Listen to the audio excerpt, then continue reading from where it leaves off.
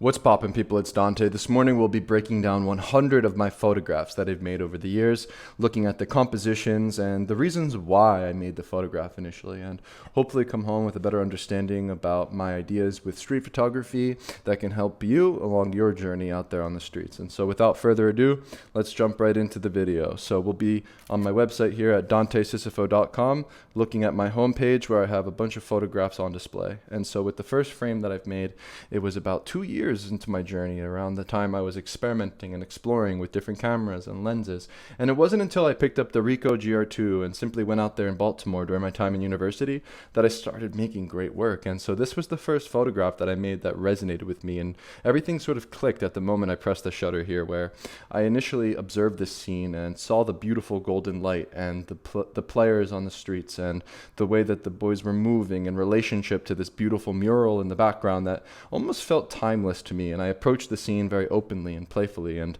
engaged and asked for permission to make some photographs as they played. And so as the boys were playing and the spontaneous nature of them moving and playing with the basketball unfolded, I actually came home with a very dynamic image where, for me, the thing that makes this image so striking is the relationship between these different arms.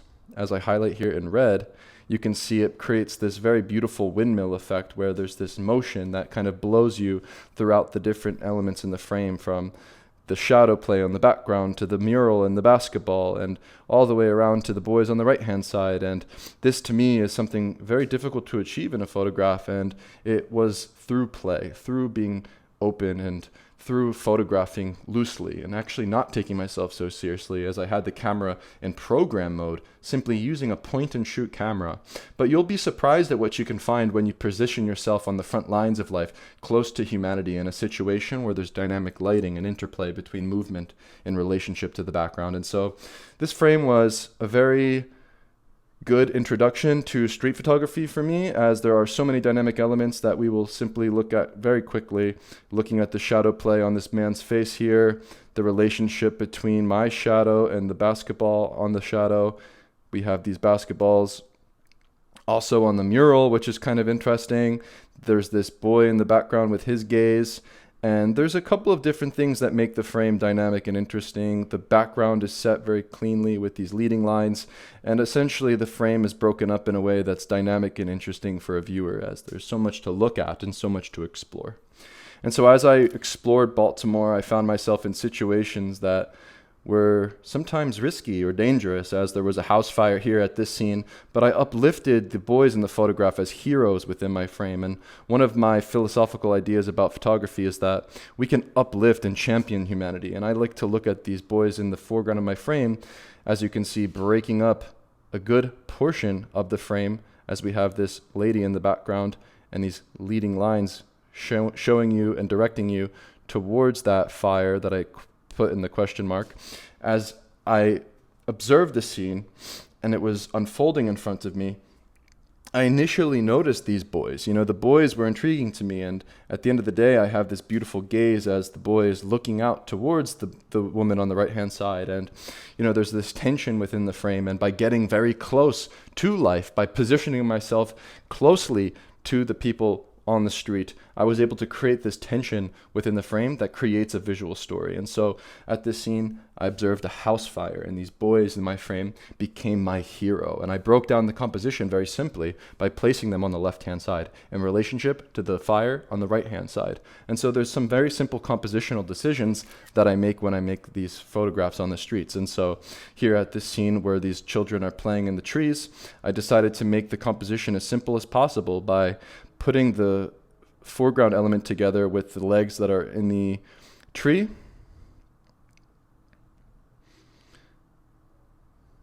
In relationship to the girl in the background and her beautiful gesture, right? That smile, to me, is what makes this frame engaging. And there's this interplay between that smile of the girl and the playfulness of the tree, where you kind of have just a very simple composition that draws you in through the smile and the legs, and you go back and forth. But what is interesting about breaking down a composition when I look at it like this is, a lot of the times the frames that I make that are most successful are most simple, where you can see I positioned the joyous element on the left-hand side in relationship to the playful element on the right-hand side. And there's this very interesting way that I photograph where I'm not only looking at life and positioning a subject in the center of my frame all of the times, but I'm trying to add depth and layers in my image through utilizing the foreground, the middle ground, and the background. And so here at this scene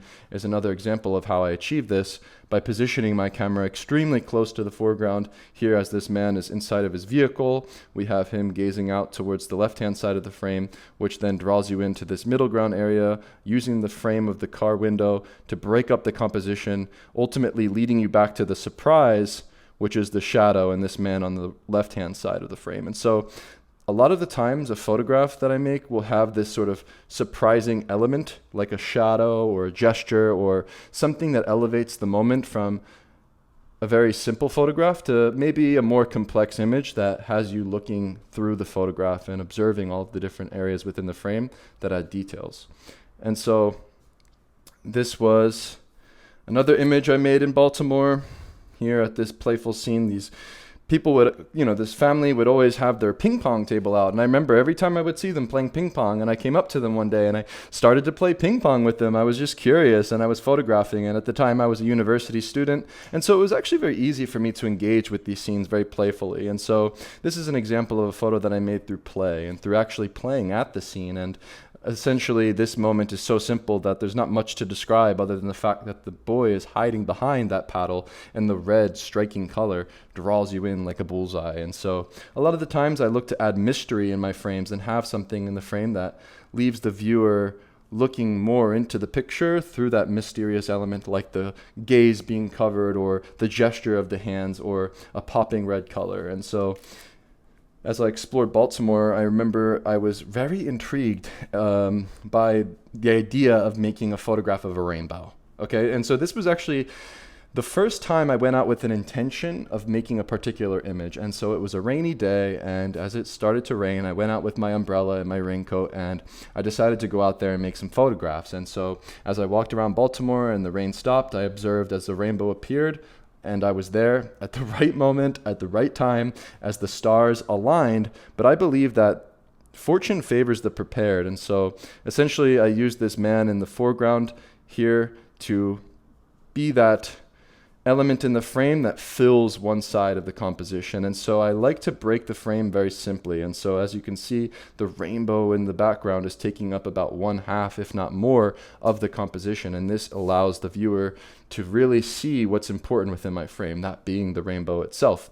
However, one of the spontaneous things that occurred was this woman on the left-hand side was looking at me as I was photographing from the window. And to me, this was a very pleasant surprise, as now when you look at the photograph, there's actually a lot of different elements, and it becomes more complex than just a simple photograph of a rainbow, where we have the foreground being filled with the man with the cup, the background through the reflection of the window with the woman looking back at you, the person with the umbrella in perfect stride, and the man in the middle ground there in the center of the frame. This to me is what it's all about. It's about combining the foreground, the middle ground, and the background to create cohesion within a composition where, as much as we want interesting content, right? I'm looking to photograph this interesting thing like the rainbow, but in order to make a strong photograph, you must combine content with form. And so I look to increase the photograph's impact by synthesizing a frame through simple compositional decisions.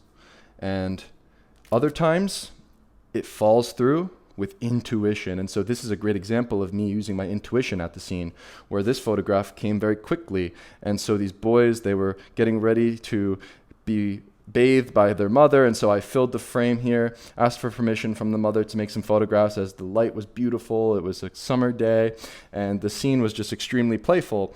And so as you can see, filling the frame here with this boy rushing at you adds this visual impact in the photograph.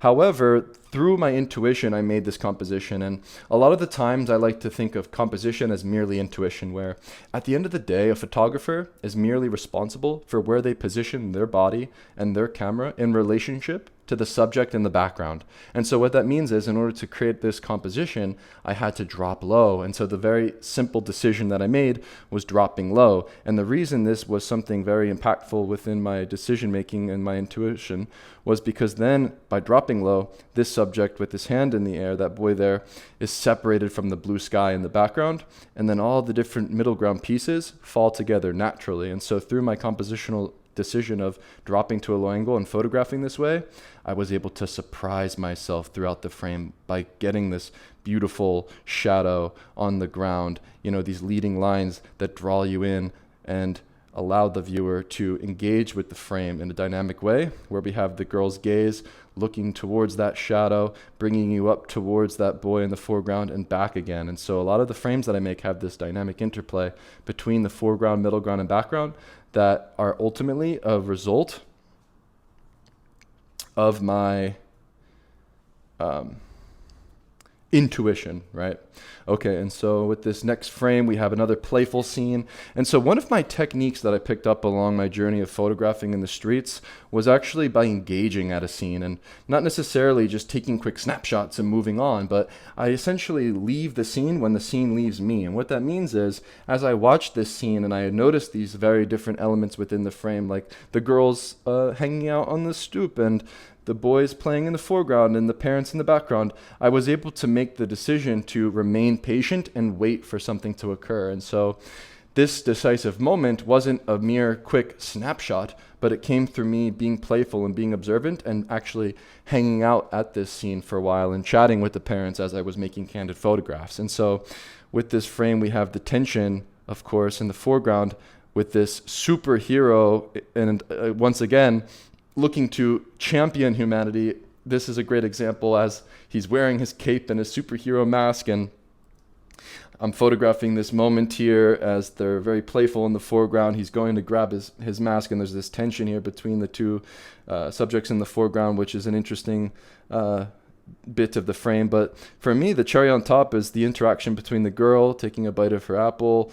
There's this playful, joyful experience on the left-hand side where these three girls, they almost look like triplets maybe, and they're all joyful. And for me, I find that joy is something that I'm very much drawn to. To create photographs through joy is my ultimate goal. And I believe that the photographs that I make, as much as I have these compositional decisions with how I make a frame, I believe that a photograph is merely a reflection of my lust for life. And so moving on to the next photograph here, photographing during golden hour is one of my favorite times to photograph. As you can see, using this subject in the foreground, breaking up the frame from the left-hand side to elevate this shadow play in the middle of the frame. And so I was very intrigued by these shadows on the wall. And so you can see the girl's shadow, the boy's shadow, and as the girl moved through the frame, I decided to click the shutter. And so a lot of the times when I make a photograph, I'm simply intrigued by movement. I'm intrigued by shadow play and light, and these simple elements I can combine within a photograph to elevate the mundane to a new height. And so by being out there during golden hour and looking at the long looming shadows and utilizing the backdrops to your advantage, you can uplift mundane moments to an extraordinary height. And so one of the places in Baltimore that I photograph very frequently was at bus stops. And the reason I would choose to photograph at this particular bus stop is because I became comfortable with chatting with people and engaging with people and observing different scenes, and I felt that there was potential to photograph at these locations because there's so many people that move in and out of bus stops. People are waiting for their bus, people are coming off of the bus, going into the station, coming out of the station. And so this was the perfect location for me to practice my layering technique, as I have this man in the foreground smoking a cigarette, waiting for the decisive moment in the middle ground of that boy there jumping and playing on that brick. And so this was something I observed with repetition, photographing a number of different photographs at this scene. However, what makes this photograph so great is not only did I photograph the decisive moment of the boy in the foreground or the middle ground doing that trick, I have this relationship to that decisive moment through the man in the foreground smoking at the same time. And so the smoke is exhaling at the same time as the boy is jumping. And then the cherry on top being that surprise of the third subject in the very back left corner which ties the frame together in the background of the frame. And so you have 1, 2, 3 different moments going on, 3 different subjects, and a simple composition, as complex as this game of street photography may be, through timing and, making the frame compositionally strong, it's a matter of you being patient and being hyper aware. And so a photographer not only must possess the intuition to press the shutter at that decisive moment, but you must also be patient and have a sharp visual acuity and understand where you must position your body in relationship to the moments in front of you and the background. And so this came through a lot of clicks. This came through a lot of patience and watching as the man smoked a cigarette, watching as the boy played there on the bricks. And so a lot of the times you're going to need to spend some time to make these kind of frames. And at this scene, one of my favorite photographs of all time that I've made of my grandmother here. And so one of the things that triggers me as a photographer are hand gestures. And so by breaking the frame up here in the foreground with this hand gesture, I was able to create this composition. And essentially, when I see something that intrigues me, I just shoot it. And so that hand gesture drew me in as I was hanging out at the pool with my family.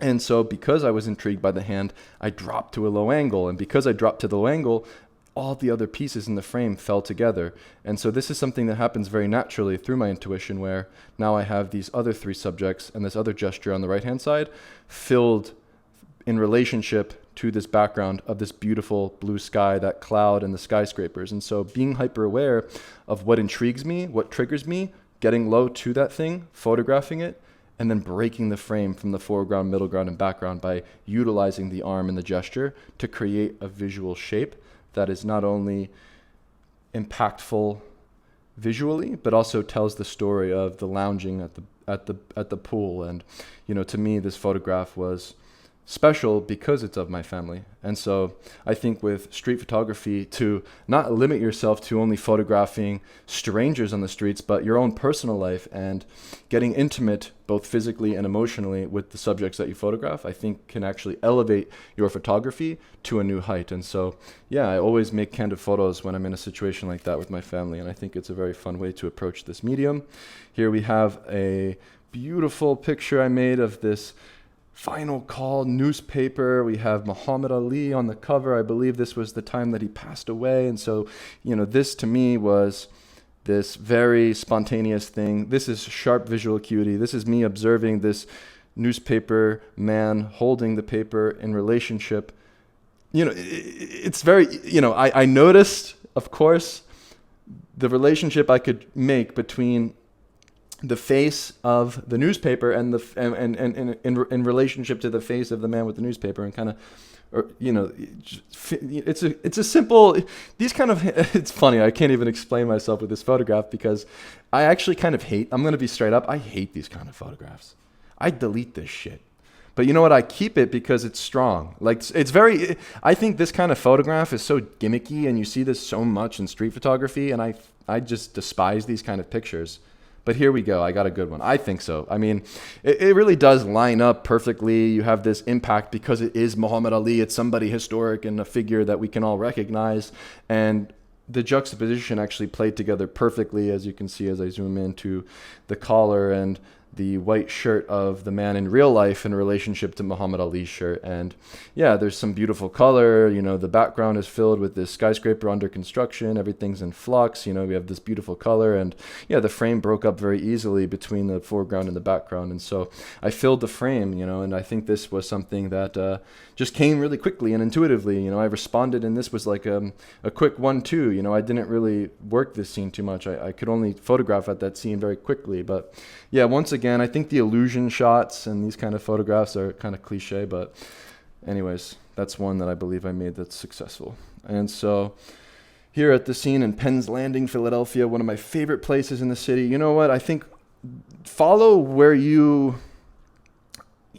your joy, right? For me, my photographs reflect my playful, childlike spirit and joy, and I love Penn's Landing. I just love coming here, and so I visit this location very often, and I found this playful scene between these boys playing in the tree. And so this is another scene that I've photographed over and over again throughout my journey of photographing in the streets. And a lot of the different things that you see on the streets will happen with repetition. And so in order to create this composition, I simply position myself close to that content, close to that decisive moment, that thing itself that interested me, which was breaking the frame with mystery by positioning those shoes and that gesture in the foreground of the frame where you cannot see the boy in the tree. And so, yeah, I basically observed the moment and made these simple relationships between the tree in the foreground and the left-hand side of the boy playing and looking back towards the moment. And of course, the cherry on top being the man on the bench smoking. And so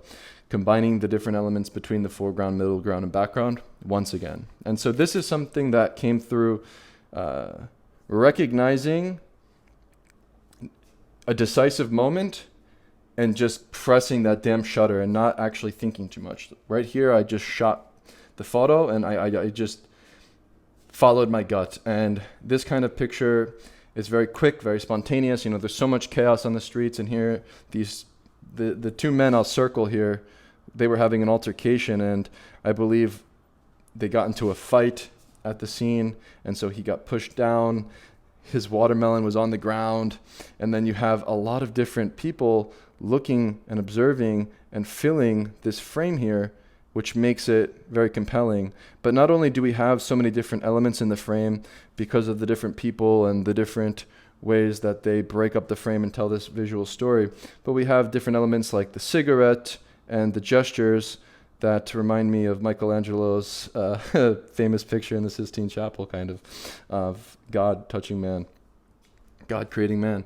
And it's very chaotic, but at the end of the day, photography is all about embracing the unknown, the chaos itself, and putting order to it. And so a lot of these moments are fleeting and quick, and you have to respond on your toes. You know, you see a boy rushing down the street here in Pennsylvania Avenue in Baltimore, and he's coming at you, and he's doing a cool trick, and he's doing a wheelie. Well, you got to break that frame up quickly and make these compositional decisions through your intuition and simply positioning that wheelie in relationship to the beautiful golden light and the subject on the left-hand side. And so a lot of these moments are quick and they're flybys, and you got to be on your toes and quickly respond with intuition. A lot of the places that I photograph, I look for backgrounds. I look for simple ways for me to break up a frame. And here was a perfect example of this, where I essentially use the stage of the street, where we have this sidewalk, this building with some windows, you know, this empty frame of the doorway, the sign, to create space for the children that are at play. And so, yeah, a lot of the times I like to look for a way for me to simplify the frame. You know, in this particular case, I stood across the street, watching as they passed by the beautiful light, looking at the looming shadows, photographing during golden hour to achieve this aesthetically pleasing result. I love chaos. I thrive in it, and pigeons in flight are something that always brings me this delight. I love playing in the little pigeon coops and little places where the pigeons poop and eat food.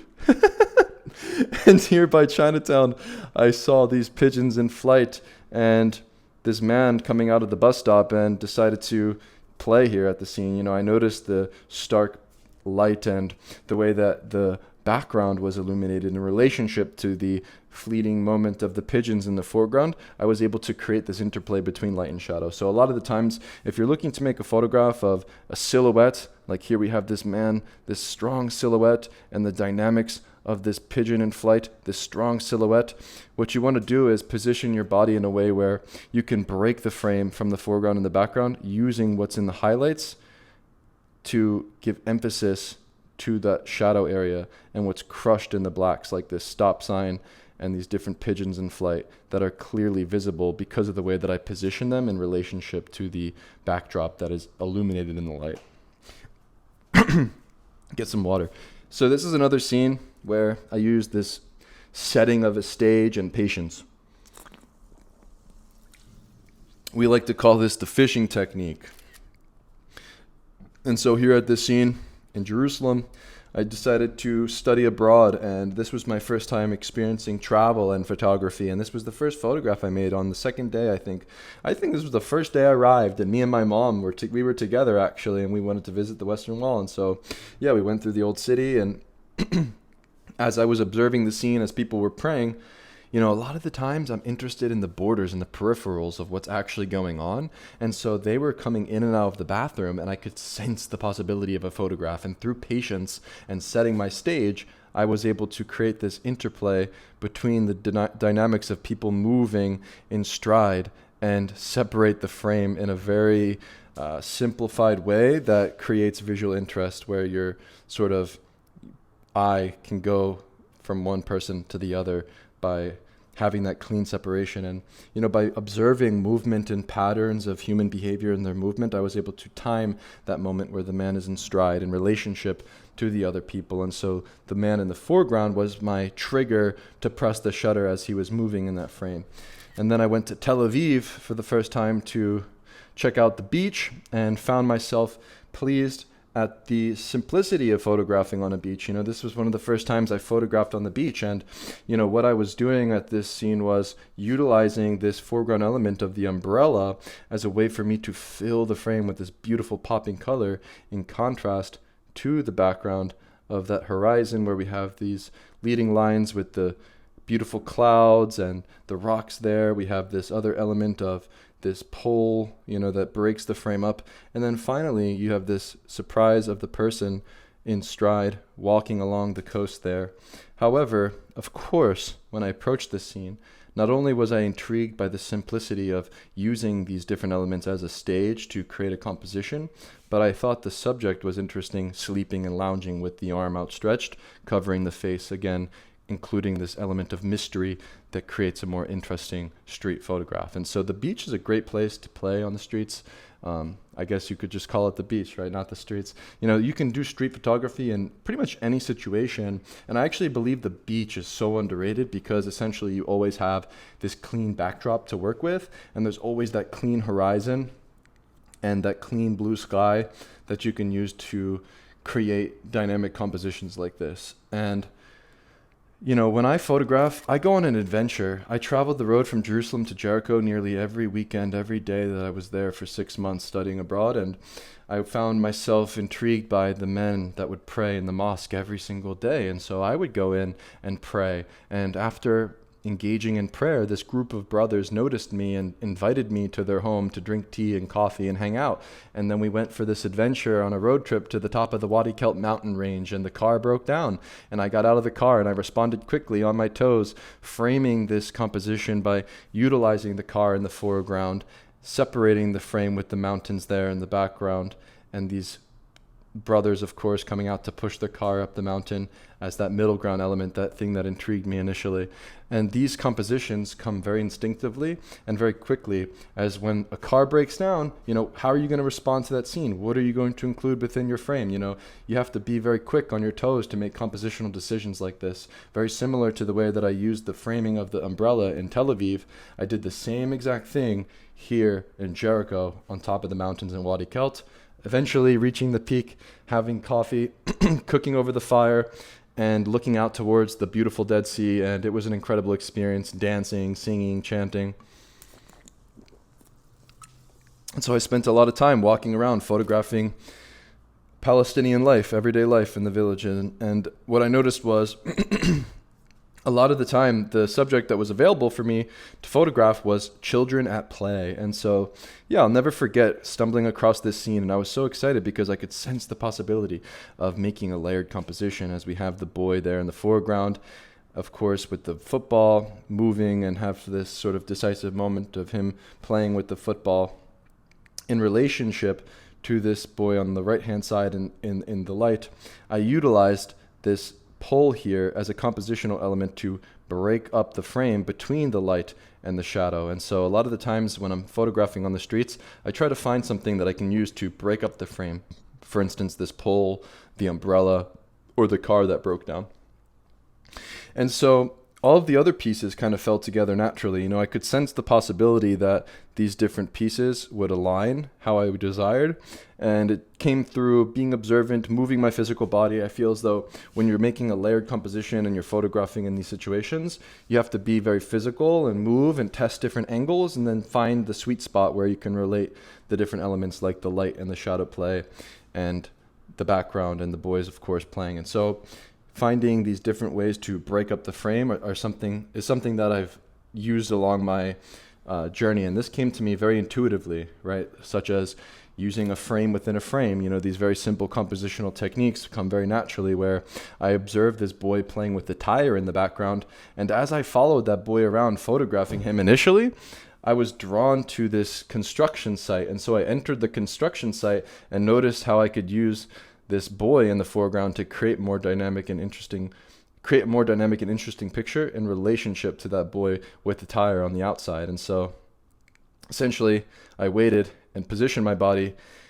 to use this frame to break up the composition this way, where we have the construction site, this beautiful backdrop, the subject in the foreground with the gesture on the side of his hip, and then of course you get to look into the window, into Jericho, and look at the desert, and you're surprised by that boy playing with the tire.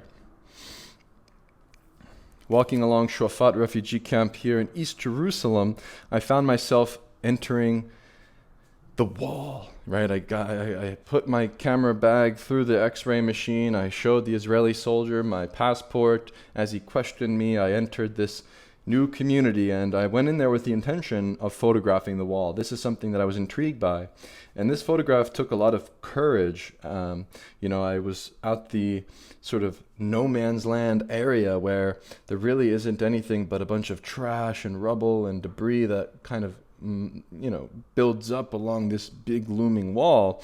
And I noticed as these boys were playing along the wall, and I decided to stick around and try over and over again to make a photograph of this scene. And this became this very compelling, decisive moment of the boy throwing the baby stroller against this backdrop here of the wall, which creates this very dynamic frame that is so simple at the end of the day. I was curious about photographing the wall. I wanted to make a photograph of the wall, but through my courage and going out there time and time again and trying to make a photograph of the wall, I found myself surprised by this decisive moment of the boy throwing the stroller and the surprise of the shadow. And so these are the kind of photographs that I look to make. Essentially a photograph that you can never replicate, a photograph that could never be made again. And yeah, this is a one-of-a-kind image in my archive that I'm very proud of because of the tension of the looming wall and the playfulness of the boy and the shadow and the interplay of the decisive moment. It's something that came through experimentation at the scene, where initially I was photographing in a very two-dimensional way, only looking at the wall. But when I angled my body, once again, talking about the physicality of making composition, I angled my physical body in relationship to the background and the subject in order to create that leading line in depth from the right to the left of the wall itself. And so photography is a very physical medium, actually, as much as it is this visual pleasure of putting together a composition. And so creating mystery in this frame here, as the trash is burning in the background, we have a donkey in the foreground, and a lot of the children in Jericho used donkeys as transportation, and this boy here in the foreground was playfully hiding behind the donkey, and I decided to quickly make a photograph. And so you have these lines that lead you towards that mountain in the back, and the smoke here that are in the middle, that's in the middle ground there. And so when I make a composition, I look to set my stage. A lot of the times I find an interesting dynamic moment, like a boy that is playing, and position my body in relationship to that other sort of mysterious element, like the smoke burning, and you're wondering, why is there smoke, and why is the boy hiding? Is there something going on here? And then you have that beautiful backdrop of the mountain. And the reason I photographed in Jericho was because I found that the backgrounds were so beautiful. The aesthetics, the colors, the atmosphere of the desert, I thought was just so nice visually as a photographer. And then not only were the visuals and the aesthetics and the desert, a very visually interesting place to photograph, but the content, and, when I say content, I mean, the thing itself that I'm photographing, the playful Palestinian youth, in relationship to these very gritty sort of scenes, like we have this empty frame, this construction site that these boys are playing on in relationship to this Israeli settlement. This is actually at the border of Jericho here in the background. And so I used the framing of this construction site to essentially break up this playful boy. And at this scene, I was doing pull-ups here on this bar. I was playful here, and through that play and through interacting at the scene and being playful, I was able to come home with this photograph of all of these different spontaneous elements of the boys throughout the frame. And of course, these hands on the bottom, adding some sort of mystery as the boy's hands are cut off from the rest of his body, using that to my advantage to create drama and mystery within the frame. As much as it's joyful, it's also mysterious and interesting. And so these playful scenes of youth in Jericho became one of my main subjects all throughout the world. Actually, all the youth of the world became a very available subject to work with as you travel, and you notice that in the streets, these are the kind of scenes that you'll find very frequently throughout traveling. And you have this boy with the peace sign right in relationship to that mosque there, which I thought was an interesting sort of dynamic touch to this composition. We have these boys that are playing with their color matching. We have these green hoodies on. And, this came through being just playful, once again, similar to the previous scene, just observing children playing in this sort of innocent youth, and then finding myself close to that scene, uplifting the mundane moment of children playing to a new height through compositional decisions and photographing spontaneously and with patience and persistence. And so the playful element of the youth became something very powerful, I found, where not only do we have this boy in the foreground throwing a stone, which is a very symbolic sort of Palestinian symbol of resistance, we have the boy's stone and the throwing of the stone relate to this very, very rare moment of a rainbow. And so at this scene, I had to photograph very quickly. It never rains in Jericho. It's such a dry desert. We have this tattered, broken down building, which is visually dynamic and interesting, and these different elements that break up the frame. But not only do we have this very rare moment of a rainbow where it literally rained for like 2 minutes and the rainbow lasted for maybe 30 seconds. And so I had to respond really quickly and wound up photographing the perfect moment of the boy throwing the stone in relationship to these two shadows, which to me are the cherry on top and add more mystery and drama to the frame. And so a lot of the times I love photographing during these times of the day where you have interesting light and shadow play. And to me, this is actually one of my favorite photographs of all time. This is like my David, this is like my David versus Goliath moment. And so I would spend a lot of time observing everyday Palestinian life. I would attend a lot of the different wedding ceremonies and the different things that were going on in the community. And here at this very loud and busy wedding, I found a more quiet moment of a boy sleeping and a man in prayer.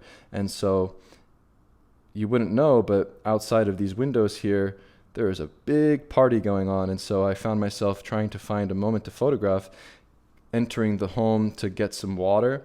I noticed this moment and I made a lot of different frames at this scene, and once again it came through my positioning and how I angled myself to create more depth in this image, where it's not just a flat picture, but you have the depth between the boy sleeping and the man praying in relationship to the background of the walls inside the building. And so I used very simple compositional decisions here, like using the windows to add more details to the frame to tell the story, and ultimately evoke this more serene, sort of quiet and tranquil mood within the photograph that I sort of plucked out of a chaotic, energetic wedding scene.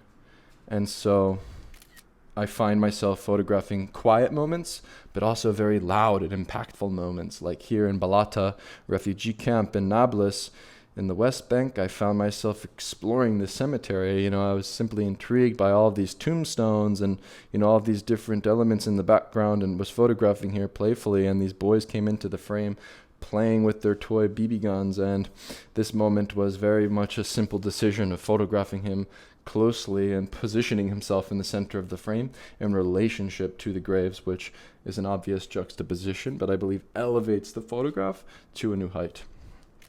And so the way I photographed was very much about becoming closer to humanity and closer to life itself. And so I actually found myself a lot of the times being invited into homes because I was so playful and open and honest with my approach. And I would engage with strangers and drink tea and coffee with people. And I was always invited to people's wedding festivals or inside their homes. And this was a moment that I discovered upon having a tour, and he was just showing me what it's like to live in a Palestinian house in Jericho. And the man actually brought me to his living room as the child was waiting to be changed by the mother. And I just started to make photographs. And, these kind of quiet moments, I find these to be actually almost more impactful than these energetic and more obvious chaotic scenes that you'll find on the streets. And so this moment was simple, this moment was pure, this moment is innocent, and I believe beautiful. And it just came through me being open and being close to humanity and being there and being present when I pressed the shutter, and hanging out at the scene and getting to know the youth here, like this boy in the background, Yahya. We would hang out quite often, and I was hanging out inside of his family's little shed here by their barn, and they had some goats and animals and things like this, and I looked at this beautiful background of them drawing on the wall and set a stage here through my physical body and relating myself to these different elements where, the world is a stage, and you can photograph in a way that elevates the mundane gesture, the mundane moment to a new height through the way that you relate the moment, the content with form, with the background.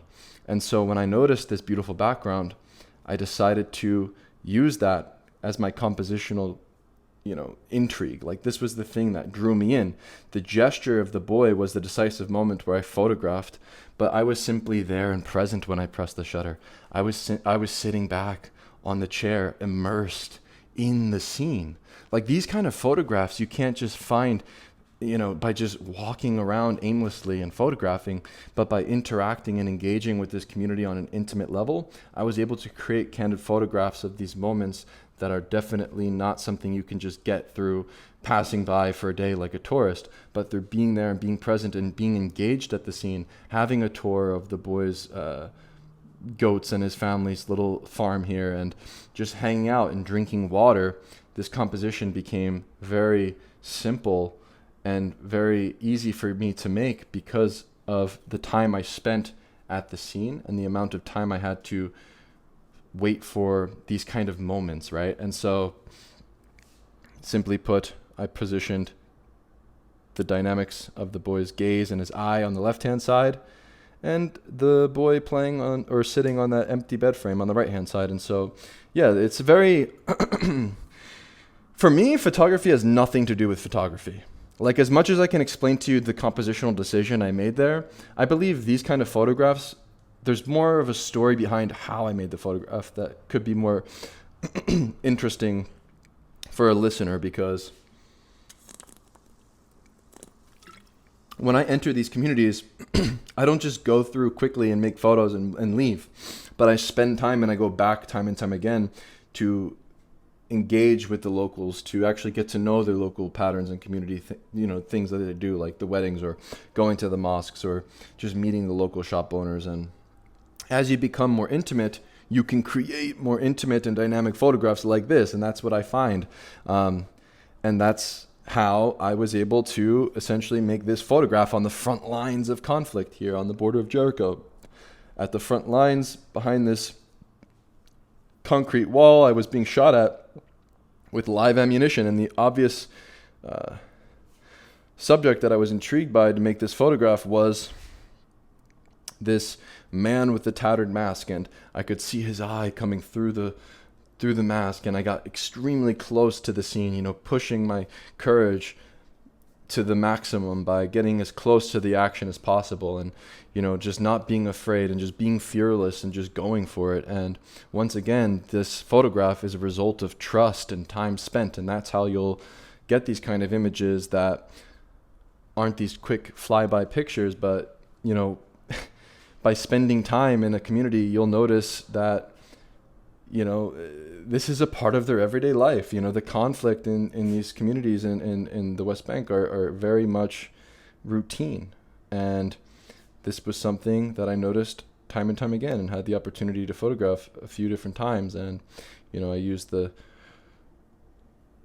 trust that I gained in these communities through interacting, through being open, to then come home with these more impactful photographs that I was looking to achieve, frankly. I was always intrigued by, war and conflict in photography, and this was something that I knew was a possibility for me to actually create by visiting a location that has lots of tension.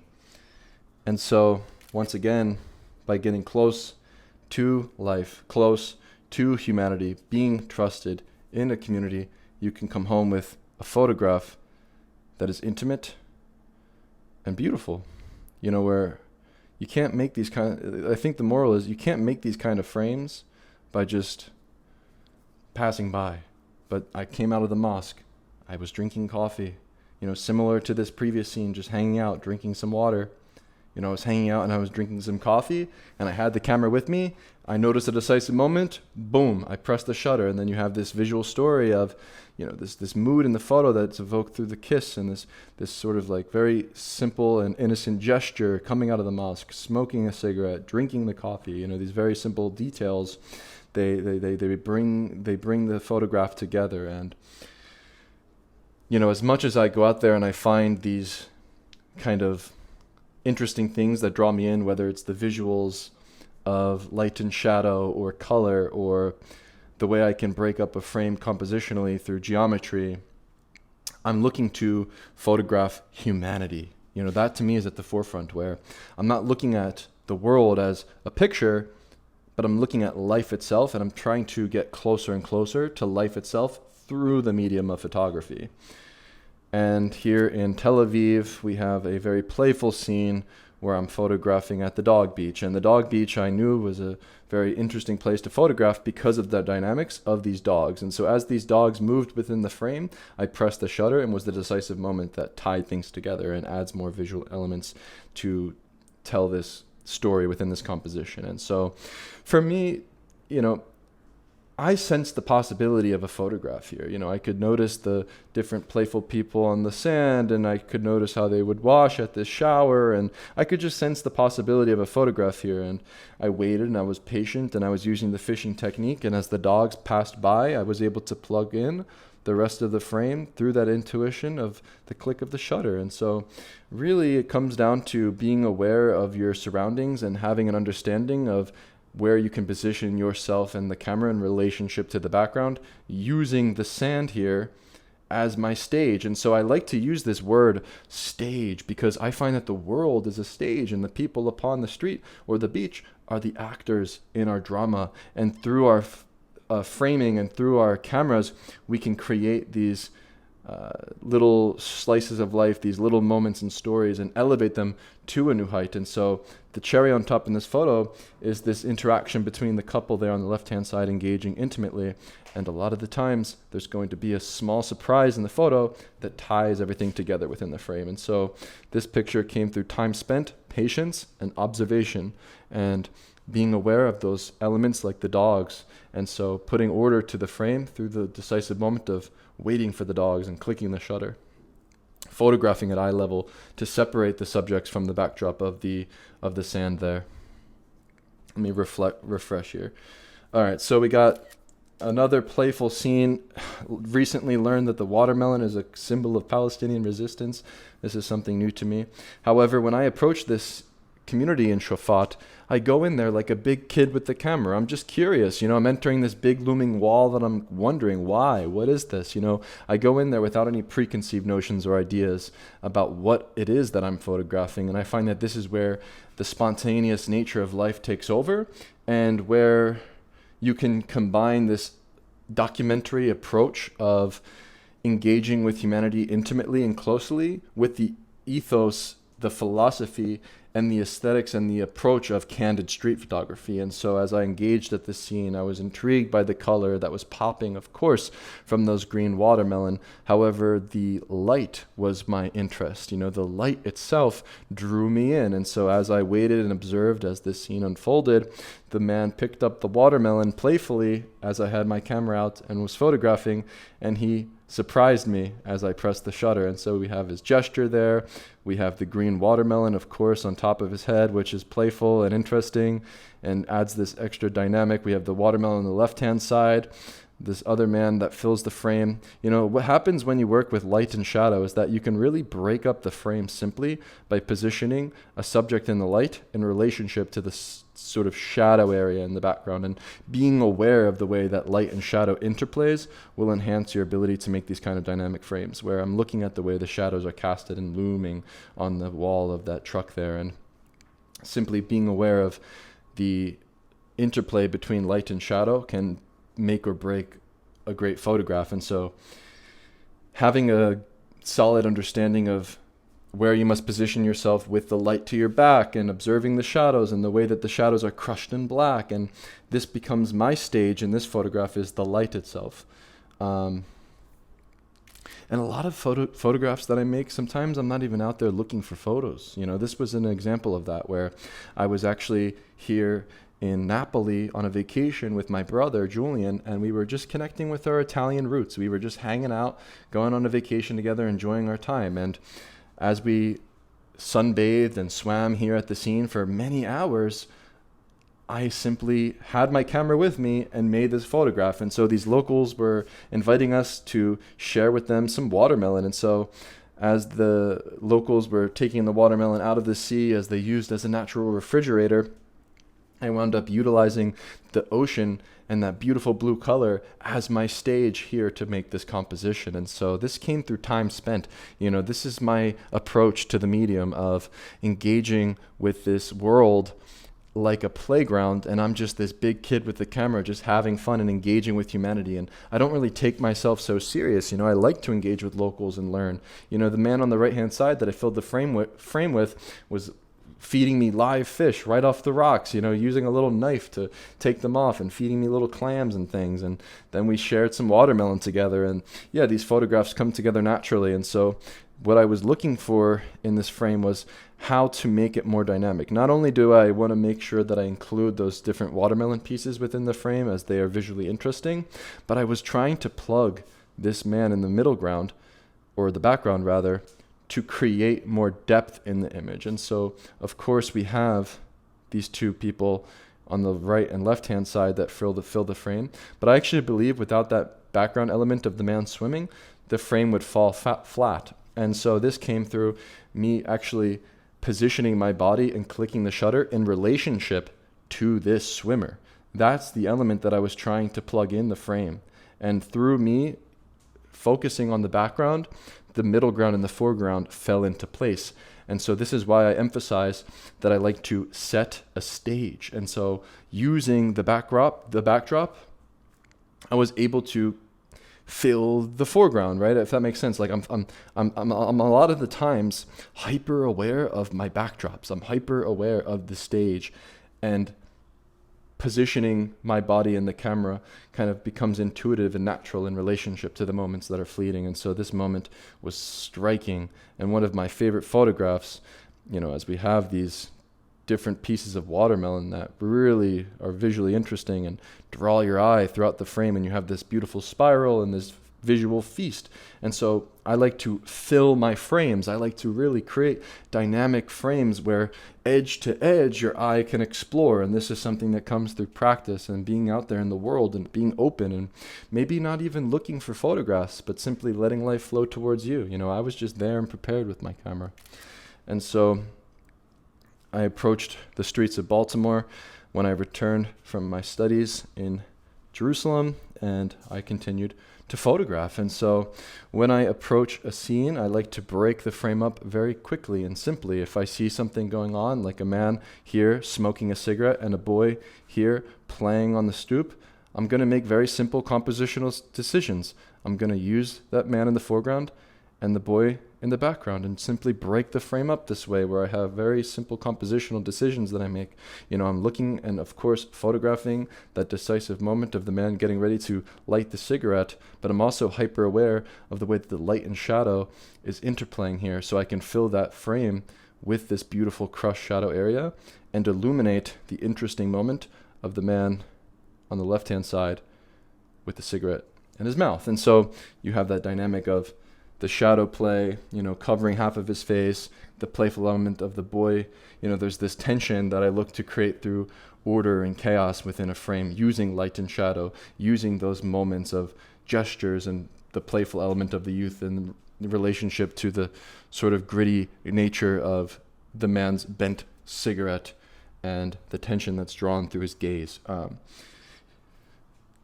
At this scene, it's actually very similar. Hanging out outside of the house, I broke the frame up very simply by understanding that when I approach a scene, I look for different things that I can use to break the frame up once again. I use this chair here in the foreground and that pole there to essentially create visual interest with the frame. I was aware of this bicycle tire there. The beautiful red color drew me in. But of course, we have the three children that are just playing, and they're just hanging out. And once again, not only am I interested in life, right? Not only am I interested in photographing humanity and getting close to people, but this is an example of me simply being aware of the visual elements of the scene itself, like the color, like the tire and the details, like the chair and the pole that I can use to break up the frame, the light and the shadow play, to then elevate the mundane. And so this is a very mundane moment, but by positioning myself in a way to create visual interest through the compositional decisions and the relationship between the different details, I was able to create this mundane scene to something a little bit more interesting. And that's something that I've always that's something that I always have in the back of my head, is these different compositional decisions that I can make to elevate the mundane through light and shadow play, through geometry and form. And so as much as I look at life and photograph life itself, I also am hyper aware of the visual elements that make up a photograph. And so this is an example of me doing so here in my hometown, Philadelphia, observing life at the bus stop. And so essentially, it's another example of me utilizing the background firstly. And so I set my stage, positioning my body with the pole in the foreground, this beautiful light in the foreground, in relationship to that sign in the back left-hand side. And so that is a really strange, surprising thing that I was focused on, similar to the scene in Napoli as the people were bathing and swimming in the ocean. I used that pole as the thing that set my body in motion to position that pole and that light in the foreground in relationship to the sign. And then at the bus stop, and the reason why I photograph at bus stops is because I know that there's possibility to photograph people. I knew that at this scene there will be people moving in and out, coming in and out of the bus stop, waiting for their bus. And so being observant of the light and shadow play, being observant of the way that I can use this sign here on the left-hand side to fill my frame and the background of the buildings to create a stage.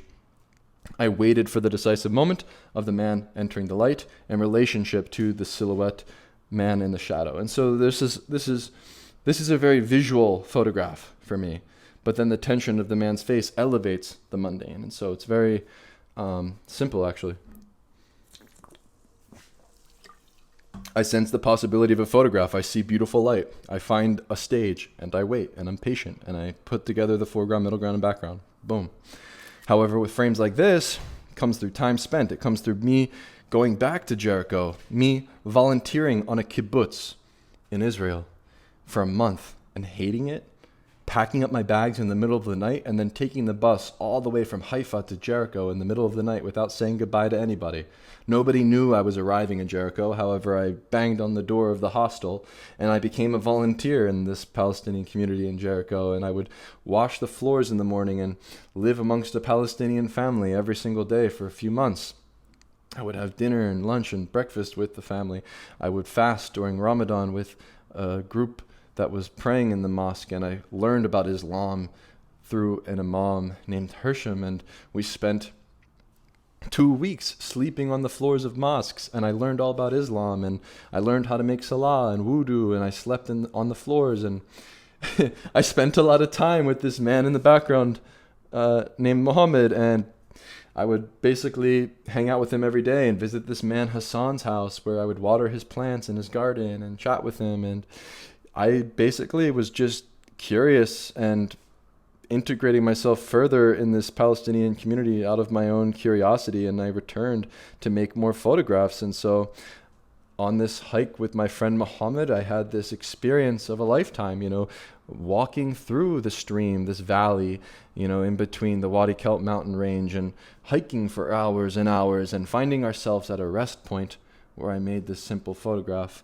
of the man smoking the cigarette in relationship to the background of the man playing. And so it comes through time spent, these kind of shots, by me being there and being present and engaged and drinking coffee with the locals and being playful and using these different compositional techniques and juxtapositions of the birds in flight in relationship to my hand and my coffee cup, almost like the bird is taking a poop. And so just being there and being observant and being present when I press the shutter and being engaged with life itself on the front lines of life is what brings me to make these photographs. As much as photography is about photography, I believe it has everything to do with how you interact with humanity. And so as much as I interact with humanity and become close and intimate and photograph life itself, again, I'm intrigued by the visual elements that I can combine to make a dynamic composition. Looking at that beautiful brick backdrop and the light that's shining into the scene. I was invited into the home here and walked up the stairs and was simply inside somebody's home here on their balcony and observing these different small elements like this bicycle tire, this girl playing with her cat. And not only were these things intriguing to me, but the visual elements and the geometry and the form I could shape through the use of the mosque popping out from the background, and this pole on the right-hand side that's used for laundry, and the bricks on the wall. Like these very small visual pieces, like right here we have the tire, the empty brick, the mosque, the pole, and the gesture. Like I'm very much aware of these visual things that I can combine to create a photograph. And then we have, of course, the girl's gaze, and the eyes of the subject is something that draws me in. And so when I arrived as a Peace Corps volunteer in Zambia, I first started by walking through these busy markets and observed this scene very quickly. And I actually only took this one frame to create this photograph of the man's gaze looking back at me. And a lot of the times the eyes of the subject you photograph will be the thing that elevates the photograph and creates this visual tension within the frame. Of course, looking at the light and shadow and the way that I used this gesture of the man with the barber in the background. But the light and shadow play intrigued me. The tension and the chaos of the market intrigued me. And as somebody who is curious about life and getting close to humanity, I decided to volunteer my time abroad in these different communities, whether it was in Israel or Palestine or in Zambia, Africa. I was working with aquaculture, with the Department of Fisheries in rural communities to promote food security. And I was there and present and observant within these different scenes. And that's how I came home with these very intimate and dynamic photographs. And so outside of the Seventh-day Adventist church that I prayed in every single Saturday with my host family, I would observe these mundane moments. But once again, by using my visual acuity and my observation skills of looking at the colors, looking at the shape and the forms and the geometry of this church here, I was able to create something from nothing, where you really, as a street photographer, need to be able to thrive in the mundane through playing this visual game. And photography, it's like visual problem solving. And so when I observe this scene and I look at this photograph, it very much came down to me solving that visual puzzle through the form and the shapes and the ways that I framed this composition in relationship to the people in the frame itself. And I use very similar technique here with the way I broke this frame up from a very seemingly mundane and banal moment to something more extraordinary through the way that the foreground element of the gesture and the hand and that stick relate to the stick on the right-hand side from the pole, and my host brother, Bwalia, playing here at the scene. We called him Junior, because he was Bwalia Junior.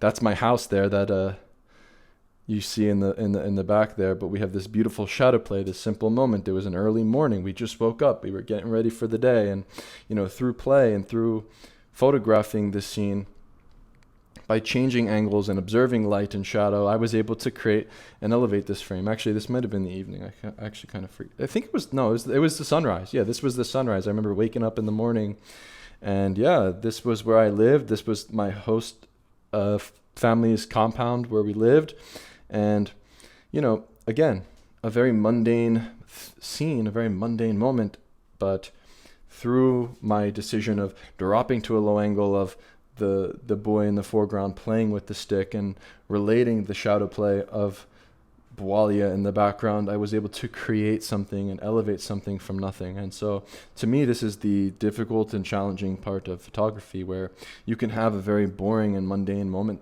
but by being hyper aware with your visual acuity and your observation skills and the way that light and shadow play interacts at a scene, you can create something beautiful, where sometimes you simply find a decisive moment to photograph. Sometimes you find some action, and I'm a fan of action. By observing these boys playing at this scene here, they were actually working and collecting sand to use for bricks. And a lot of the times in the mornings, you'll see children gathering sand and mud and building bricks.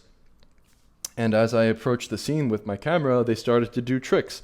And as I noticed the playful element of the boy doing a flip, I made the simple compositional decision and the framing technique of dropping to a low angle in order to separate that moment from the background. And so I spent 2 weeks in a Seventh-day Adventist church camp, and so we erected these these tents with tarps and poles, and I slept under the stars for about 2 weeks. And I remember every morning the boys would bathe in the ocean or the lake here at Lake Benguelu, and this again is my host brother Babwalia, and I would follow him in his routine and photograph as he was going to bathe in the morning, and we would gather our water together from this lake or from the wells nearby.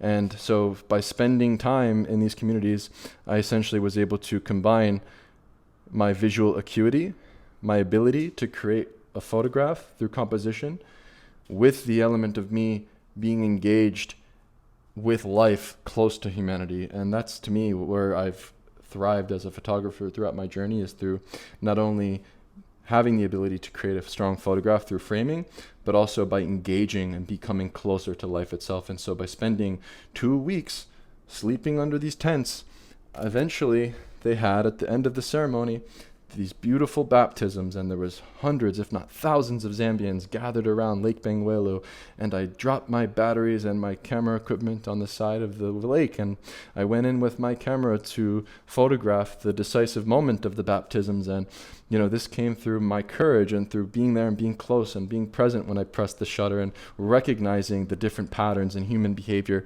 with the gestures and the way that the man in the back, that is the preacher, raised his hand in relationship to the moment of them dunking the heads in the water. And so there were a few different moments where I was photographing, that moment of the dunk, but I found that the tension before the dunk was more interesting because of the visual element of these different hands. So you can see the different hand gestures, and to me that was my trigger. And in order to emphasize this particular hand gesture from the background, I needed to drop to a low angle, and then from dropping to a low angle, we have this clean separation between the three subjects here. And we have on the right hand side the man's gaze, which is tense as he just was baptized, looking back towards the hand in the foreground and the man in the middle ground.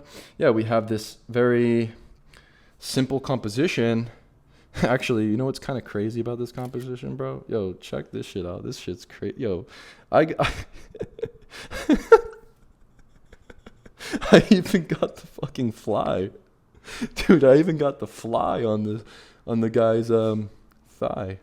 I think I finished my water. I need another water real quick. Bro, I got the freaking fly. But yeah, once again, this comes through, time. It wasn't until after 2 weeks that this scene unfolded. And, one of the other things I noticed throughout my journey in Zambia as a volunteer was in Zambia culture, it's actually culturally appropriate for you to visit these funerals. So, excuse me, I need this water. And so if a funeral was occurring, it was encouraged for you, even if you didn't know the family, to go and to mourn with the family and to be there and to be present. And families would gather from different communities all throughout the country to visit this particular village to mourn together for a week or two. And so funeral culture is very intimate and very serious in Zambia. And I was able to witness a few different funerals and was invited actually to photograph the funerals as I was engaged at these communities and understood as the local photographer. And so as the man was mourning here in the foreground, I was following him and understanding that this emotional moment would hold this sort of impact emotionally in the picture. And so as he dropped to his knees, I dropped to my knees and photographed that decisive moment. Of course, I was interested in the movement of the men digging and moving the sand around and the dirt around in the background, and this actually was one of the first things that drew me into photograph. However, the emotional expression of the man's face mourning was so powerful, and as I was tracking that man and watching as he mourned, I dropped low and pressed the shutter at the decisive moment where everything fell into place very intuitively. We have this pole, or this stick rather, popping out from that smoke that's in the background there. In relationship to the man's shovels here, it's kind of similar to my Baltimore photo where you have that sort of windmill effect.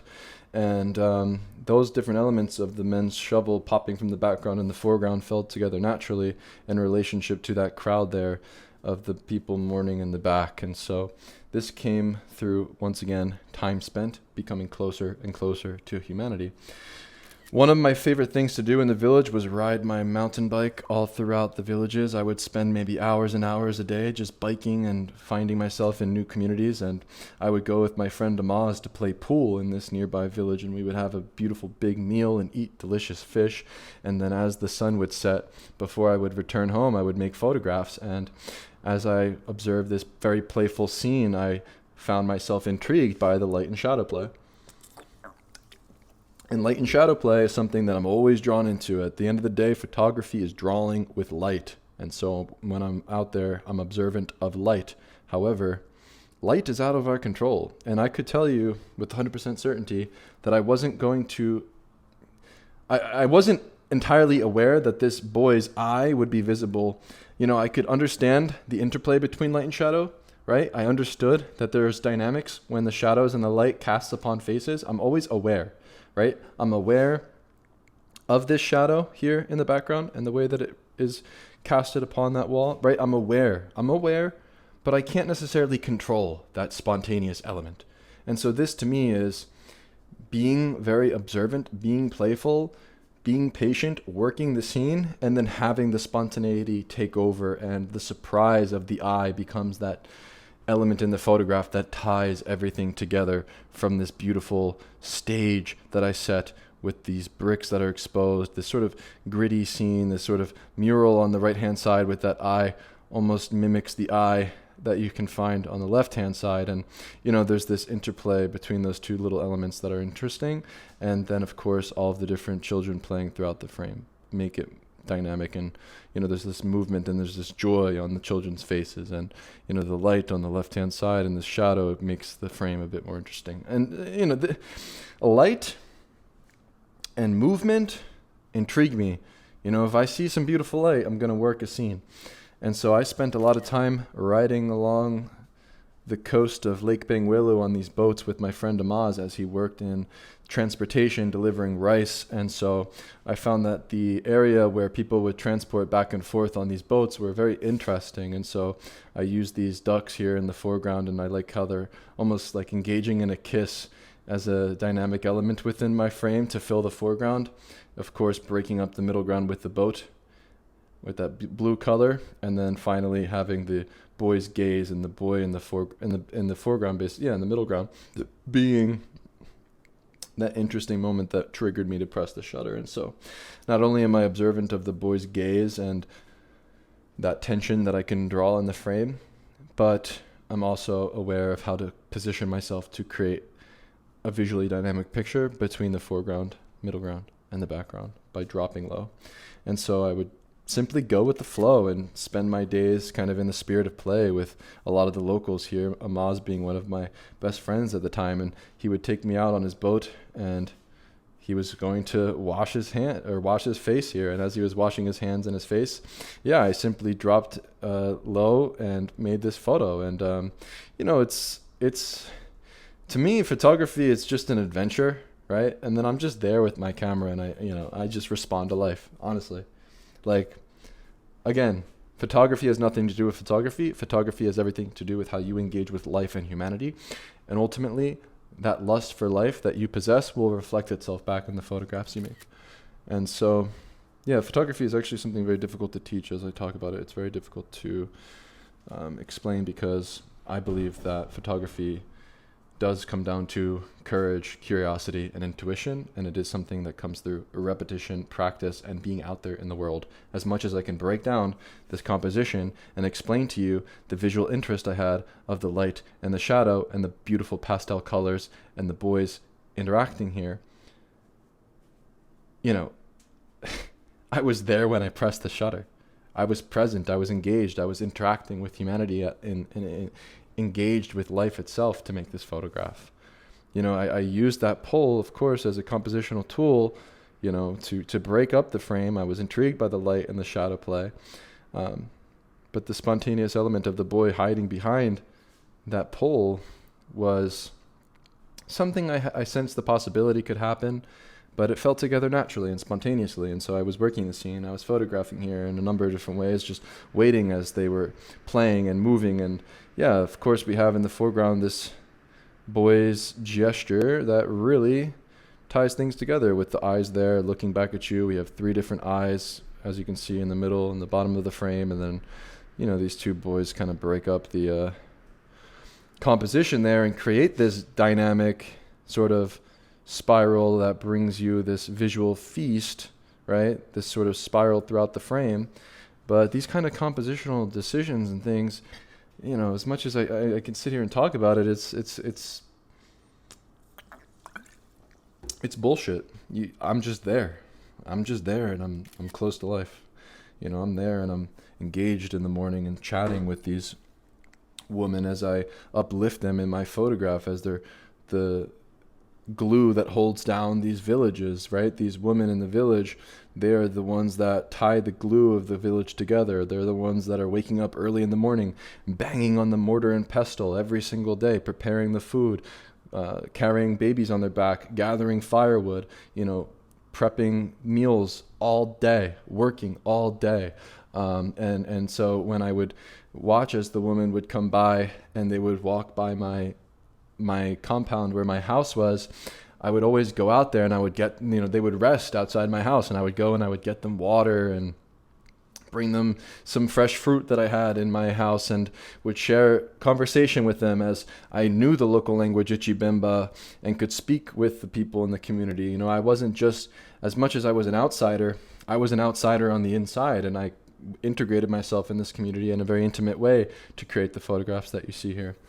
And so one of the last photos that I made on my journey in Zambia was of this rainbow. And I've been delighted with many opportunities to photograph rainbows throughout my journey.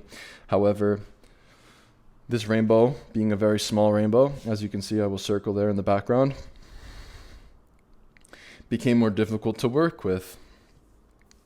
However, when I noticed this dog coming through, I dropped low and used the gaze of the dog and that element of movement to fill the frame, where we have, of course, the woman and her home here with the thatched roof that sets the scene of this rural Zambian life in the frame I made. Being aware of the elements, being aware of where I position myself, dropping low, waiting for the movement of the dog, Sometimes you'll have more patience. Like that photo became more of like the hunting technique, right? Where I was really quick and responding quickly and making compositional decisions without fishing or being patient. However, with this scene, I was much more patient. I observed the possibility of a photograph to make as I observed the dog there in the foreground in relationship to these people in the middle ground, and was intrigued by the reflection that was made in the water, in the lake, and then the cherry on top being the boat in the very back. And so using the lake as a very dynamic,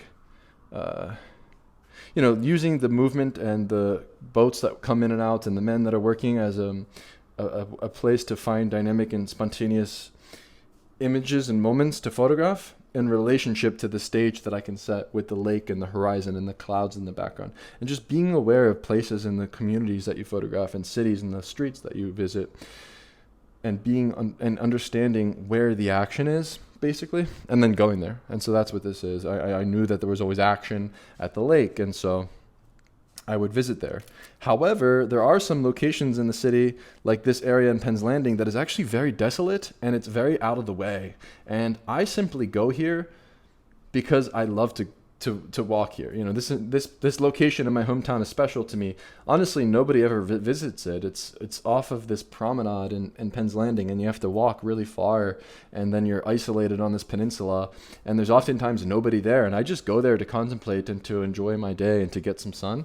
However, on this day, there was a spontaneous moment that occurred of these girls playing here, and then I used this structure, which is a very beautiful visual sort of shape and form within the frame in relationship to the spontaneous element of that shadow that was casted. And so being aware of the light and the shadow play and being aware of the stage and then finally timing the photograph with the decisive moment is how I made this photograph. But it came through my own personal curiosity of just visiting this location because I genuinely enjoy to visit this location. Using this window here and the boy and his gesture and his gaze to elevate something mundane to something extraordinary, where the light and the shadow play became something that I always was intrigued by. When I'm on the street, I'm still intrigued by it to this day. The way that this shape was broken up, where we have this triangle of the light and the shadow, and then of course with the background, the replication or the duplicate Masonic temple from the left and the right. And these simple visual elements become a delight when I combine them in a photograph with the human element of the gesture. The Rooster Man of Market Street. The Rooster Man is somebody that I visited often. I would see him all the time. In this one summer, it was around the time of COVID, I remember, and I would chat with him, and I noticed how he was sitting in this beautiful illuminated light. And so as he was sitting there and looking up towards the sun and just chatting with this man, I was able to make this moment, or make this photograph of this moment through time spent, through noticing this man over and over again and understanding his behavioral patterns and where he always situates himself. As a rooster on Market Street is just something super rare. And so again, these kind of photographs are these one-of-a-kind moments that are hard to come by, but by being aware of your environment and repeating the same route each and every day, like for instance here on Market Street, I was able to return time and time again and see the same guy over and over again, and then finally make an interesting photograph of him. This is a great example of using reflections, where these motorcyclists gather outside of the Municipal Plaza here in Philadelphia very frequently.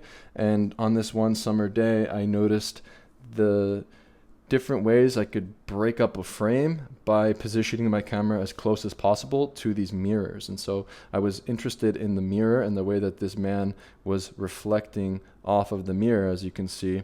And so that's what drew me in initially.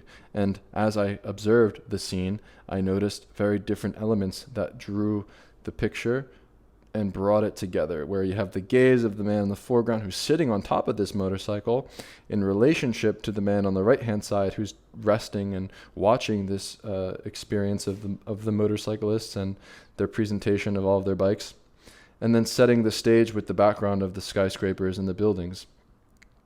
However, this photograph becomes more interesting when you break it down and look at the spontaneous things that come together, like the shape of the man's helmet in relationship to the shape of the mirror. And then if you zoom all the way in and you see here, you even have a surprise of these people on the left-hand side of the frame that are also within the reflective surface. And so when you put your camera or your lens close to a reflective surface, things kind of just fall together, and it's kind of crazy. It's like when you look through a reflection, it's like looking through a portal into a new world. And yeah, I find that you can create a new world in a fraction of a second through the use of a camera and a photograph. And so I look for tension, I look for emotion, I look for these simple things that draw me in to press the shutter. And so this engaging moment between a mother and a son was something that intrigued me and made me press the shutter.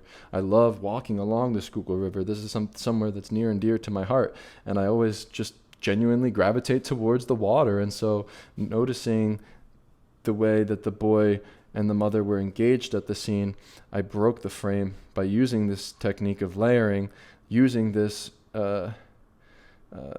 fence here in relationship to the dog and the park down there, to not only focus on, just photographing that decisive moment of that gesture, but combining that decisive moment with something more like the dog and the owner playing on the bottom right-hand side of the frame. And so yeah, I just like to walk along the river, and a lot of the times when I walk around the places that I find to be where I find myself most joyful, I find more intriguing and joyful photographs that I can make, like this snake here. I was actually skateboarding at Paynes Park, and I noticed this man of the snake, and I asked if I could make some photographs of his snake. And as he was playing with the snake, I photographed this scene that became like a very happy mistake, where I had no idea that this snake tattoo was on his leg at all. And it was a surprise in the photograph. So a lot of the times when I'm photographing, I'm simply curious about what reality will manifest to be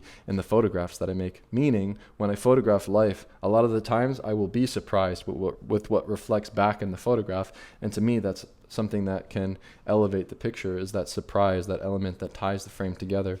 Not only is it a photograph or a tattoo of a snake, but it's a tattoo of a snake in the same position as you can see the coiling of the snake in the tail and the coiling of the snake in the tail on the tattoo. So that's something pretty random and pretty crazy, and something you can't really replicate. And so a lot of those kind of moments come through the spontaneous nature of life. It's very much what it's all about, really. And Chestnut Street, this is a street corner where you'll find beautiful light in the summer days, and so I'll sit on this corner and fish around for a lot of the time in the summer. And this man was coming up to me as I was taking a picture, and he took out his camera and was taking a picture.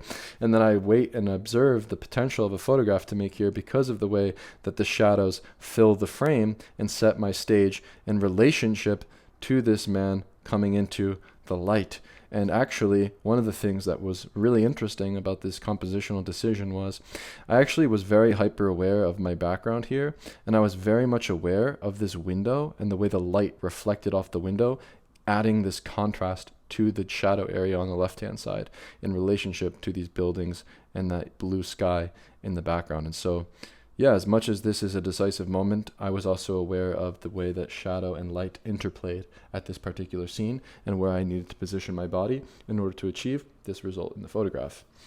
I oftentimes don't photograph at night, but on this one day I noticed that the Penn's Landing Carnival was opening up, and I just wanted to test out photographing at night. And so when I photographed at this particular scene, I was making a lot of photographs, because as I looked around me and noticed all the different things that were happening around me at this scene, I didn't really see anything intriguing. But the one thing that was intriguing to me was this woman in the foreground in the ticket booth. And when I made the photograph of the woman with the ticket booth, I essentially decided to position her on the left-hand side in relationship to the wheel on the right-hand side, making a very simple compositional decision that adds tension to the frame and juxtaposes her gaze and the way that she's resting on her arm in the foreground in relationship to the playful element of the background.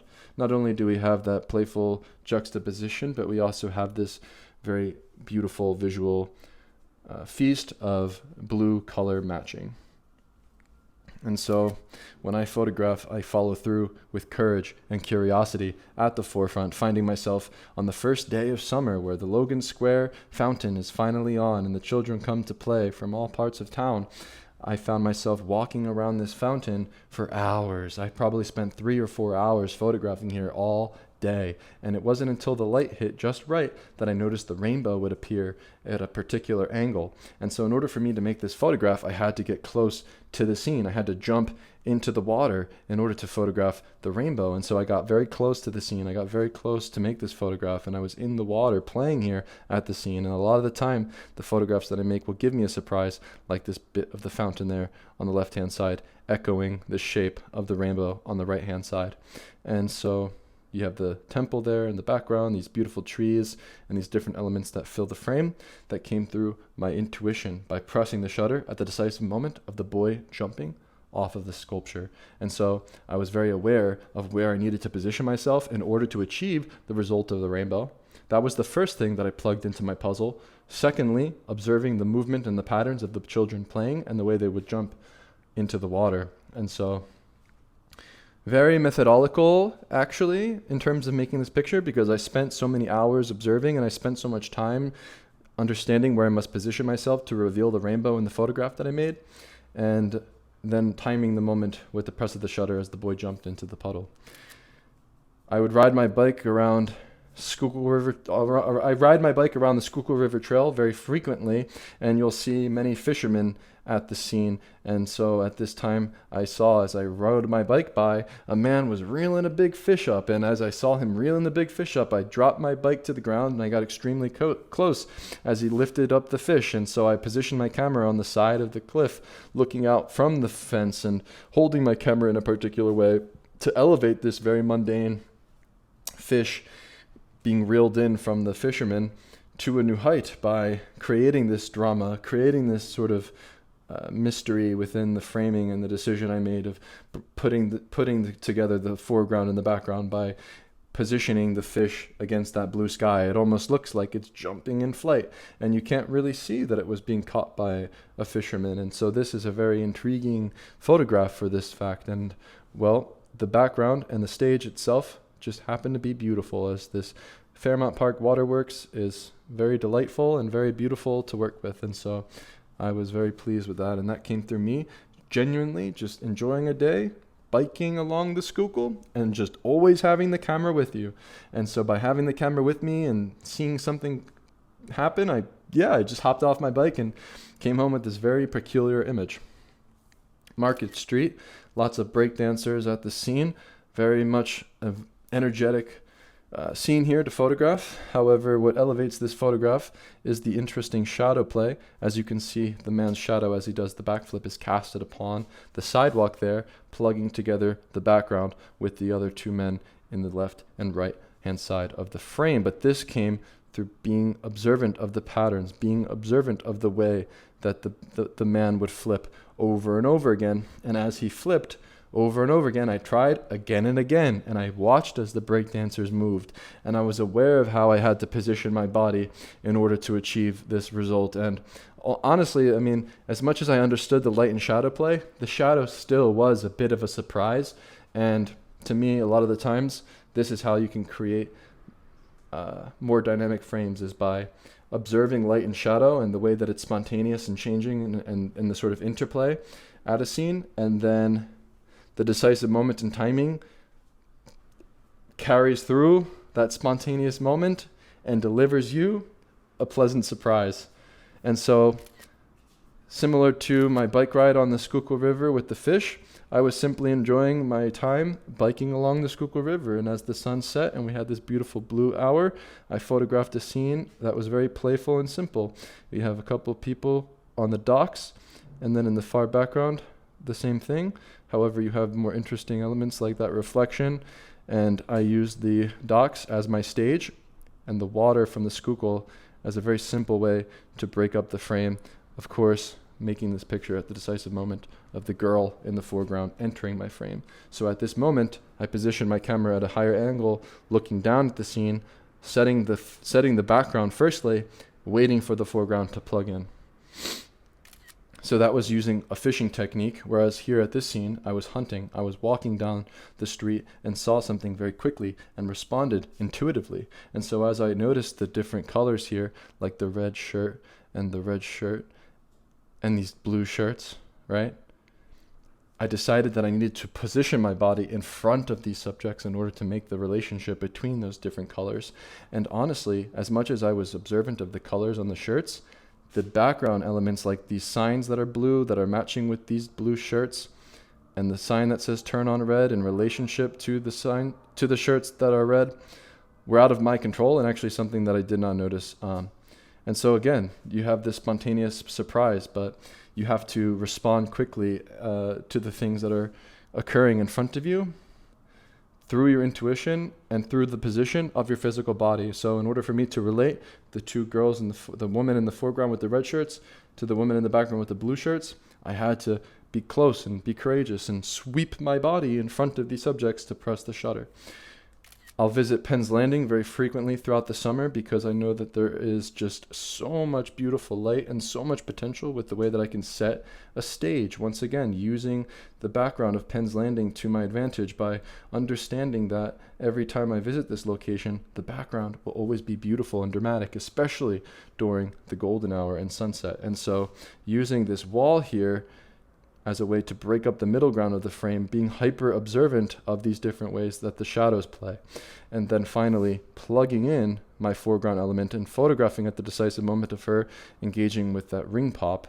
And eventually by positioning my body in a particular way in order to break up the frame from the moment in the background, there was a couple of different elements like this woman's head and the way it relates to this wheel in the background, and the man looking out towards the horizon adds more dynamic energy and playful details in the frame that create visual interest. Like for instance, he has this interesting like tail hairstyle. Intuition is composition, dropping low at the scene to break the frame from the foreground element of the boy playing here on the bicycle and doing this acrobatic trick in relationship to the background of these tall skyscrapers. And what makes this frame dynamic and interesting is the way that the shape of the legs being outspread relate to the shape of the background of those buildings there on the right-hand side. And so a very simple compositional decision. In order to photograph this decisive moment of this fleeting man coming by doing an acrobatic trick, I had to drop to a low angle to separate him from the background. On this foggy morning here, I believe it was on the 1st of the year 2020, I photographed either in 2021 actually. Yeah, in 2021 I believe I made this frame. It was like the first day of the year I believe, and I noticed the beautiful conditions of the fog, and yeah, essentially I was walking around making lots of pictures here, and man, this is such a simple frame. I mean, I've got the beautiful stage, once again the Benjamin Franklin Bridge. We have a building there on the right hand side, these very small details you can see as I highlight here that really set the scene, and these small details actually really matter as much as I can position my humans, the subjects, you know, to create more dynamics within the frame. The small details are what make a picture sometimes and create this sort of visual feast that bring your eye throughout the frame, throughout all of these different details, as you can see as I draw these arrows that sort of just bring you in throughout the picture. And so, yeah, this just, you know, it was just a really quick moment. I just saw this couple, they were engaging, they were taking photos, whatever they were doing, just looking out on at this particular vista. And I was just there, and yeah, I made that photo.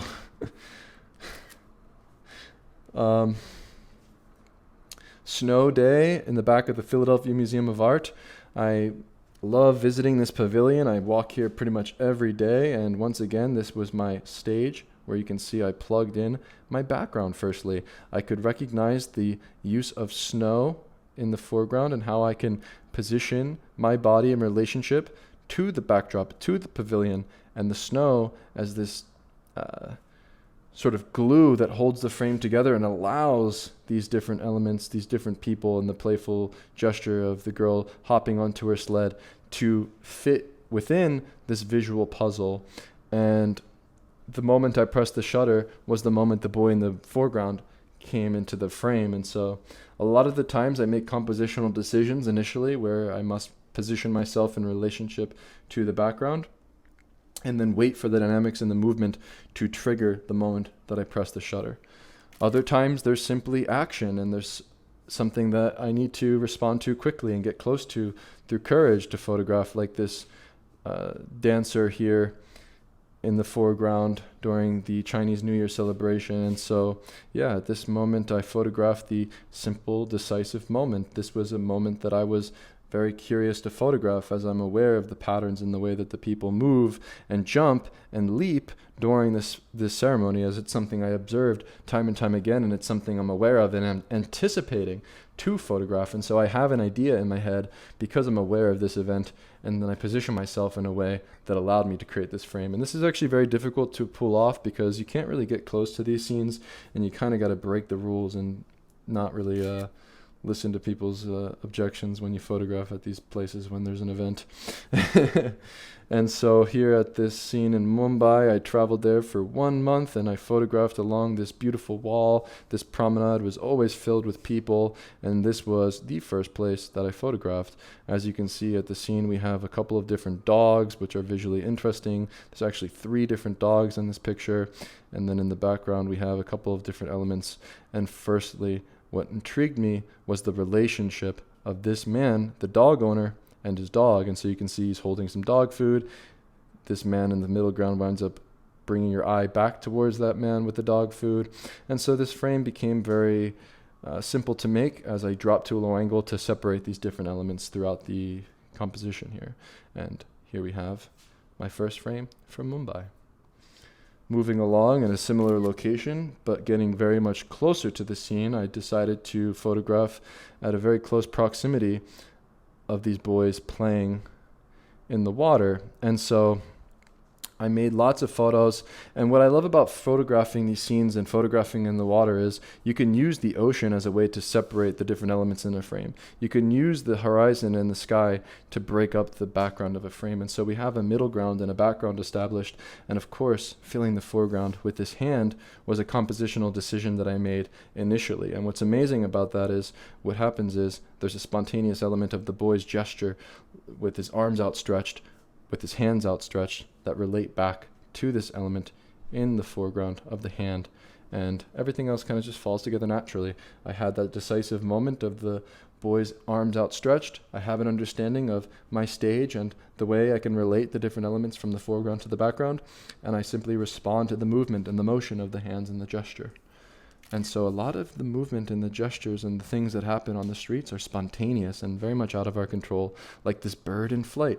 However, being aware of where you can position yourself in relationship to these scenes, you can create and force this luck within the pictures that you make, where I'm breaking the frame from the foreground to the background by recognizing these different subjects here that are sitting on top of the rocks. I'm observant of the different families and the ways that they're engaged. I'm observant of the playfulness of this woman's face. You know, these things are something that I observed initially, was the playfulness, and the observation I had of these different elements are what tie the frame together and create visual interest, where your eye can now be drawn all throughout the frame in this very spiral composition. That is something that I achieve through sharp visual acuity and understanding where I must position my body in relationship to these different people. You know, for me to photograph this scene, I had to drop to a slightly low angle to get myself close to that boy in the foreground in relationship to the people there sitting on top of the rocks in the background. And then by being patient and being observant and waiting for that decisive moment, I clicked the shutter at the right time as the bird flew by. Similar to the way that I observed this scene and waited and was patient as the man was in Dhobi Ghat washing clothes and working at the fire here, throwing that piece of wood or that piece of paper there, I photographed a decisive moment through timing and patience, and that happened through my observation. However, the light was what drew me into the scene. The light was initially what intrigued me, and the moment itself was something that I discovered through my curiosity. I remember riding this boat on the Sunset golden hour, such a beautiful time to photograph. And when you're in these chaotic situations and scenes, it's actually very difficult to photograph because there's so much different elements and there's so much chaos that it's hard to take out a slice of life. But as you can see, as I highlight different elements throughout the frame, by dropping to a low angle and positioning my body in a way and my camera in a way that separates the different chaotic elements like the gestures and the faces from the background, I was able to synthesize a more simplified frame. As complex and chaotic these situations are, where you're filled and, where the scene is filled with chaos, you can break up a frame and create a more simple composition by isolating the different people from the chaos, from the background. And this comes through the decision of where you position your body and your camera. For me, finding myself coming out of the fish market, I discovered these men having their faces shaved by a barber. And what I noticed was how chaotic this scene was. There's so many people, there's so much going on, but by positioning myself in a way where I simply separate these moments from that background, from the wall, I was able to create a more simple composition and wait for the element of the woman coming with the bucket on her head to fill that part of the frame. And so using the background, using the wall to my advantage to create this frame is what made it more simple than just having so much junk and action going on, where there's a lot of different elements and details like this sort of gesture of the man looking back towards the gesture of this man, and the man's head being missing. There's a couple different elements that fall together naturally through the spontaneity of life and just being observant of the potential of a photograph. And so when you're in these busy, chaotic markets and scenes, it can be very overwhelming as there's just too much to look at. But by positioning my body and my camera low and looking up towards these workers, I was able to isolate these different moments from the chaotic nature and the hectic, spontaneous nature of these bustling markets in Mumbai. And so the hand gestures, to me, are what tie this frame together. And as you can see, the hand gestures on the man that's separated from the background are maybe what add more visual and dynamic interest to the picture, as we have that hand reaching out behind the man's back. And so the decision to make this frame came through recognizing this man in particular and positioning him in relationship to the background to fill that puzzle. Once again, photography is visual problem solving. And so I put together this visual puzzle by positioning that subject in relationship to the background. Other times I'm just curious about life itself and the beauty of humanity. And I was walking around Bandra here and noticed this beautiful scene between this mother and child. And as you can see, we have two simple subjects. We have a mother and a child, and she's engaged in play as she's grooming the hair of the girl. And there's this beautiful smile and this beautiful situation that unfolded as I was walking down the street naturally. And I got close to the scene and made a photograph. And ultimately, once more, a photograph is a reflection of your lust for life and becoming close to humanity. However, as a street photographer, you must have very sharp visual acuity. You must be very observant of the patterns that exist in nature and human behavior, watching the light, watching the way people move, or even birds in flight. And so as you can see, this bird in flight is what initially is the thing that surprises you when you look at this photograph. However, in order to make this photograph, I spent a lot of time walking around this fort. I spent a lot of time observing the different patterns and the ways that I could make pictures at this scene. And so firstly, I filled my background. And a lot of the times, this is how I work. And so when I made this photograph, I made the decision of separating these different shapes from the window on the left-hand side and the doorway on the right-hand side to add visual interest. And as these three women approached the scene, I made sure that I made a photograph that connected this window in relationship to these women. And so I have two puzzle pieces filled, and all I needed to do was wait and be patient for the final cherry on top, being the bird in flight. And so I was aware of the bird coming by. I was aware that I could make this photograph, and ultimately this came through me solving that visual puzzle with sharp visual acuity, patience, and working that damn scene. And so going through Dharavi here in Mumbai, I found myself photographing something that was very surprising. This man told me, drugs, drugs, drugs, come here, look, look, look. And I went to him, and I don't know why I'm even drawing over this photo. There's really nothing to draw over. It's pretty simple. You have a man doing drugs, and of course we have the man in the background, his response to doing the drugs, the thing that adds this sort of visual sort of story and element that ties things together. It was very spontaneous, very raw, very gritty, and I like to photograph very gritty, real, raw conditions and situations and places. And yeah, this just came through me being a playful tourist in a new place and not being afraid. Observant of light, observant of color, observant of the way that this ball was being played with by this boy here in the foreground, I made this photograph. And so I was walking along the beach during the golden hour, and I noticed these beautiful popping colors and the way the light casted upon these different surfaces along these homes. And so as I observed the scene, I noticed the boy playing with the ball, and that decisive moment was the moment I pressed the shutter. However, in order to create this photograph, I needed to decide compositionally where I must position my physical body in relationship to that moment of the ball in flight. And so I decided to position my body in a way that separates the frame from the background. As you can see, these beautiful colors.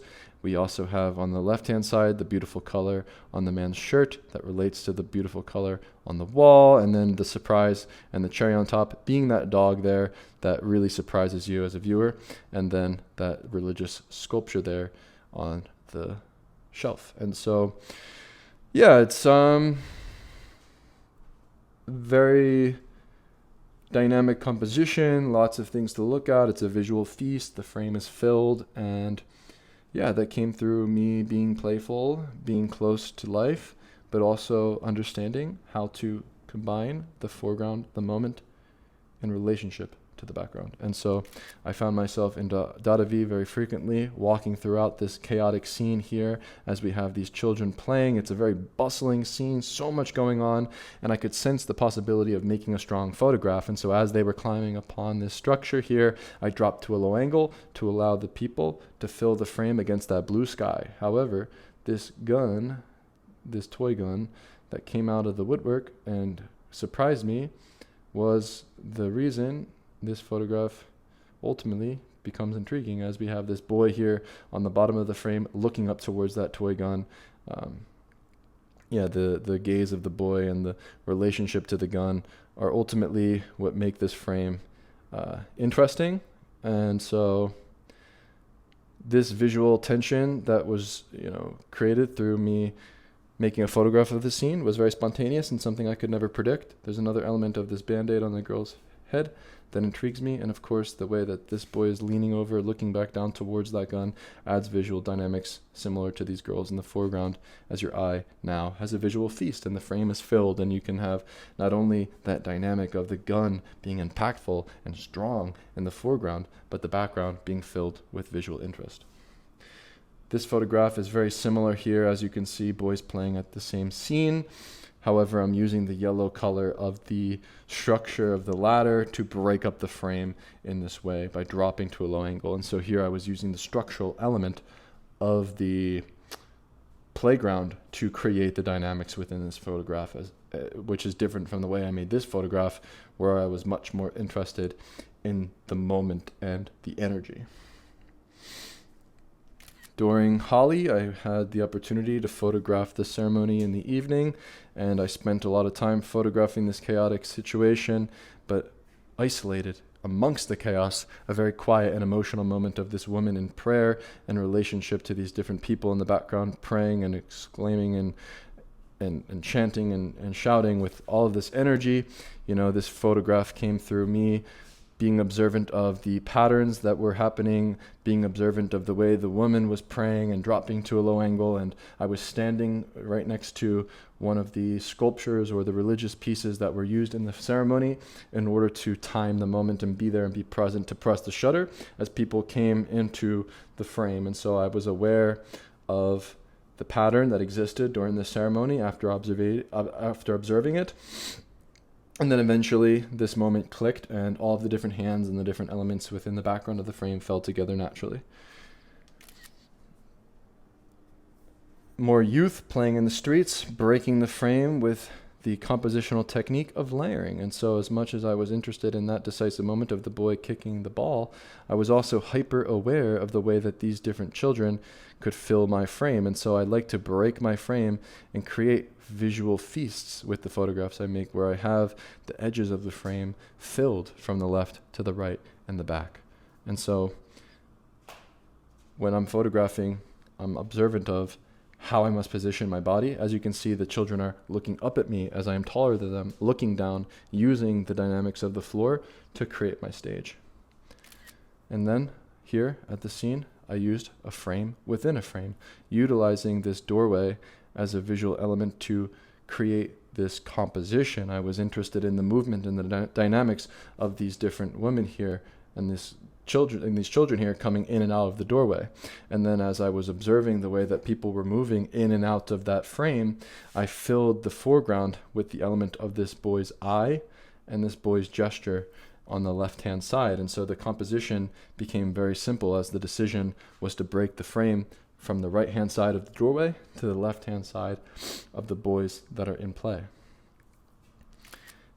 Similar playful energy in this scene, looking at this playful Mumbai youth playing in this fountain. And as they were playing in the fountain, I was timing the moment of them doing the backflip, of course plugging in the background element of the boy coming back to do more flips. Very simple compositional decision of using that water as my background, as my stage, and waiting for the decisive moment and timing things.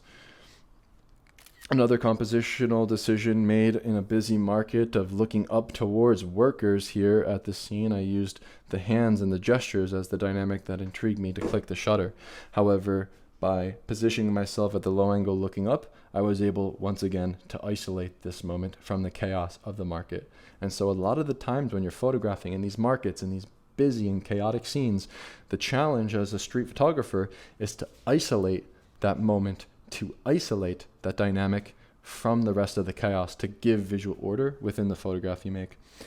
And so during the golden hour, when the sun starts to set and you have this beautiful fleeting light that becomes pink and blue and the hues are nice, I love to photograph. And so I found myself every evening while I was in Mumbai photographing along the beach. And on this particular day, I wound up photographing a very playful situation between these two girls playing here along the hill, and they were putting on makeup, and it was the perfect scene that just naturally unfolded as I was observing the sunset.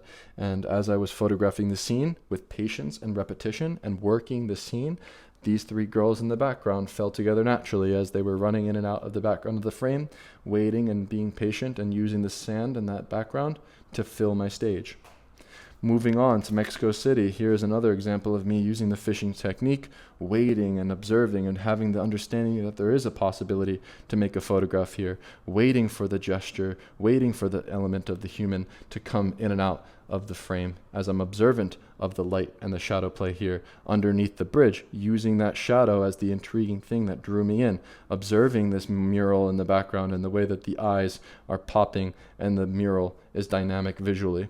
And then finally, as the man comes through and fills the frame, we have the surprise where he's hidden in the shadow area, and the gesture of the hands in the foreground relate to the mural's hands in the background. And that came through my observation of photographing in a situation where light and shadow play interact with a stage, interact with a background, an interesting visual mural that I found to have potential within a photograph. And then the relationship between the hands in the foreground and the hands in the background became a spontaneous element that was out of my control. However, this interaction between the mural and the man on the right-hand side was in my control, as I was aware of this visual element that fills up about one half of the frame, even more, of that man working on the mural in relationship to the worker on the right-hand side who's resting, who's leaning over. And so we have this juxtaposition that I was able to use through positioning the man on the right-hand side within that frame, in the frame, and the man on the left-hand side working. And so there's this very simple compositional decision of breaking the frame up this way by positioning the mural in the foreground and the man in the background, which is pretty much the opposite of what I did with this picture here. climbing the mountains in Mexico City was such a joy, and I'm always eager to go on an adventure. And so I found myself curious about what was along the outskirts of Mexico City.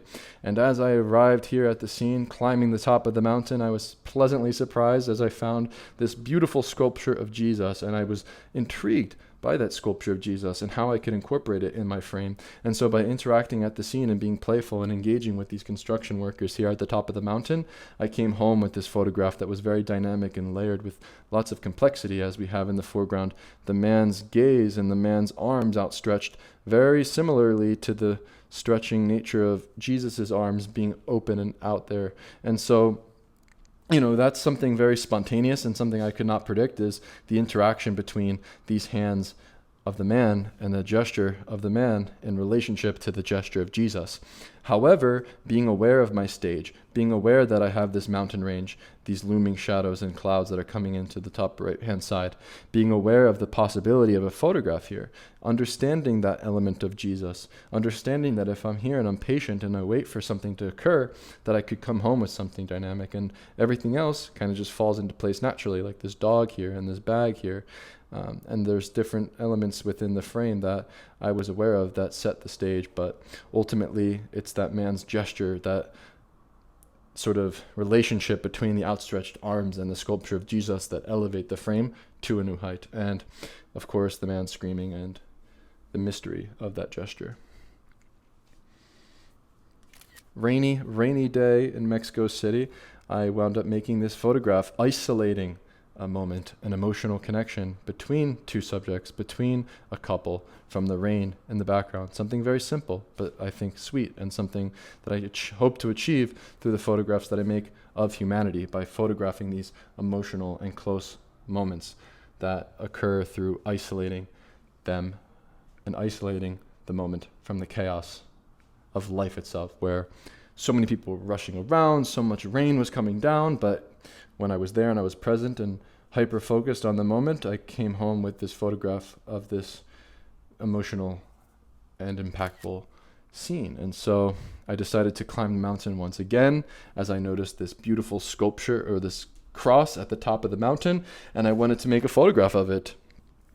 I had the photograph of Jesus firstly, but I needed to make a photograph of this cross. It was something I really wanted to conquer. And so as I climbed the mountain and revisited this location, there were some children playing, and I had a pleasant surprise and decided to drop to a low angle in order to separate the boys and their playful nature from the background, and using that cross to tell a story and to create impact visually. And so the compositional decision was simple: to drop low and to separate that village there in the background from the sky here on the top, and the cross has a lot of space to breathe, where you can clearly see that element that intrigued me in the frame. And so I needed to make that compositional decision to elevate this picture and to create this dynamic. And yeah, it was very much rewarding to climb the top of these mountains and to come home with these photographs where I can champion humanity and to uplift these mundane moments of children playing and create these photographs that, to me, it's like I want to champion humanity and create, the dynamics within my frame to reflect that notion of these boys being these heroes in my picture. And so I went to Hanoi, Vietnam, meditating along Hom Kiem Lake. Every morning I would watch the sunrise and I would observe the movement of these men here. And every morning they would do some stretching. Every morning I recognized these different patterns in the way that they would move, and movement intrigues me. Sunlight intrigues me. Setting my stage with the lake, using that as my backdrop, and understanding human behavior. To me, this is what it's all about. It's about timing. It's about watching the gestures, watching the light, having an understanding of both the patterns that exist in nature with the light and the way that it falls, and human behavior and the way that they move upon the street, and timing and synthesizing these different elements to create a photograph. And finally, we have one last image here of this man resting. I like to say this is me resting at the end of my journey, traveling and photographing in color. Photographed this man very quickly, noticed him kind of just chilling, resting. You'll see this in Hanoi, Vietnam very frequently. People are always working and resting on their motorbikes. And the thing that intrigued me here was making this relationship, very simple juxtaposition between the hand and the espresso, and the man's hand and him sleeping. And so it was a very quick and spontaneous photograph that I made, very simple. And my final photo to break down for you just saw that moment, saw the relationship I could make with the background. And a lot of the times these photographs, they come through me recognizing where to position my body and relationship to the subject, to the moment and the background. And then the tension is created very naturally and intuitively. And so these are some of my photos that I've made throughout my journey. If you want to learn more from me and check out more information about my photography, you can visit my website at dantesisifo.com. I actually have a post here at the top of my page titled How I Mastered Street Photography, where I dive into some of the photo books that have inspired me. And essentially, I break down some of the compositions and discuss why these photo books have inspired me and how they've influenced my photography. And so, you can see some of the photo books in my collection here. One of them in particular that influenced me heavily being Larry Towle, The Mennonites. And so you can visit this website blog at dantesisifo.com. Click the Start Here page. I have some resources. You can look at some of my contact sheets. You can actually download my contact sheets for free. There's a PDF available, but you can also just view the blog post. I also have a post on the art of layering. So if you're curious about my layering technique and how I've approached this on the street throughout the years, you can visit this blog post here where you can even observe some of the behind the scenes of how the photograph was made. For instance, this scene here in Bandra where I photographed that decisive moment of the bird in flight. I actually have the behind the scenes video of this occurrence. And so as much as I can sit here and yap and talk about how I make the decisions to make a photograph, maybe by you viewing some of my POV footage, you can learn more about how the photograph was made and understand it more in depth. And so you can find that blog post once again at dantesisifo.com.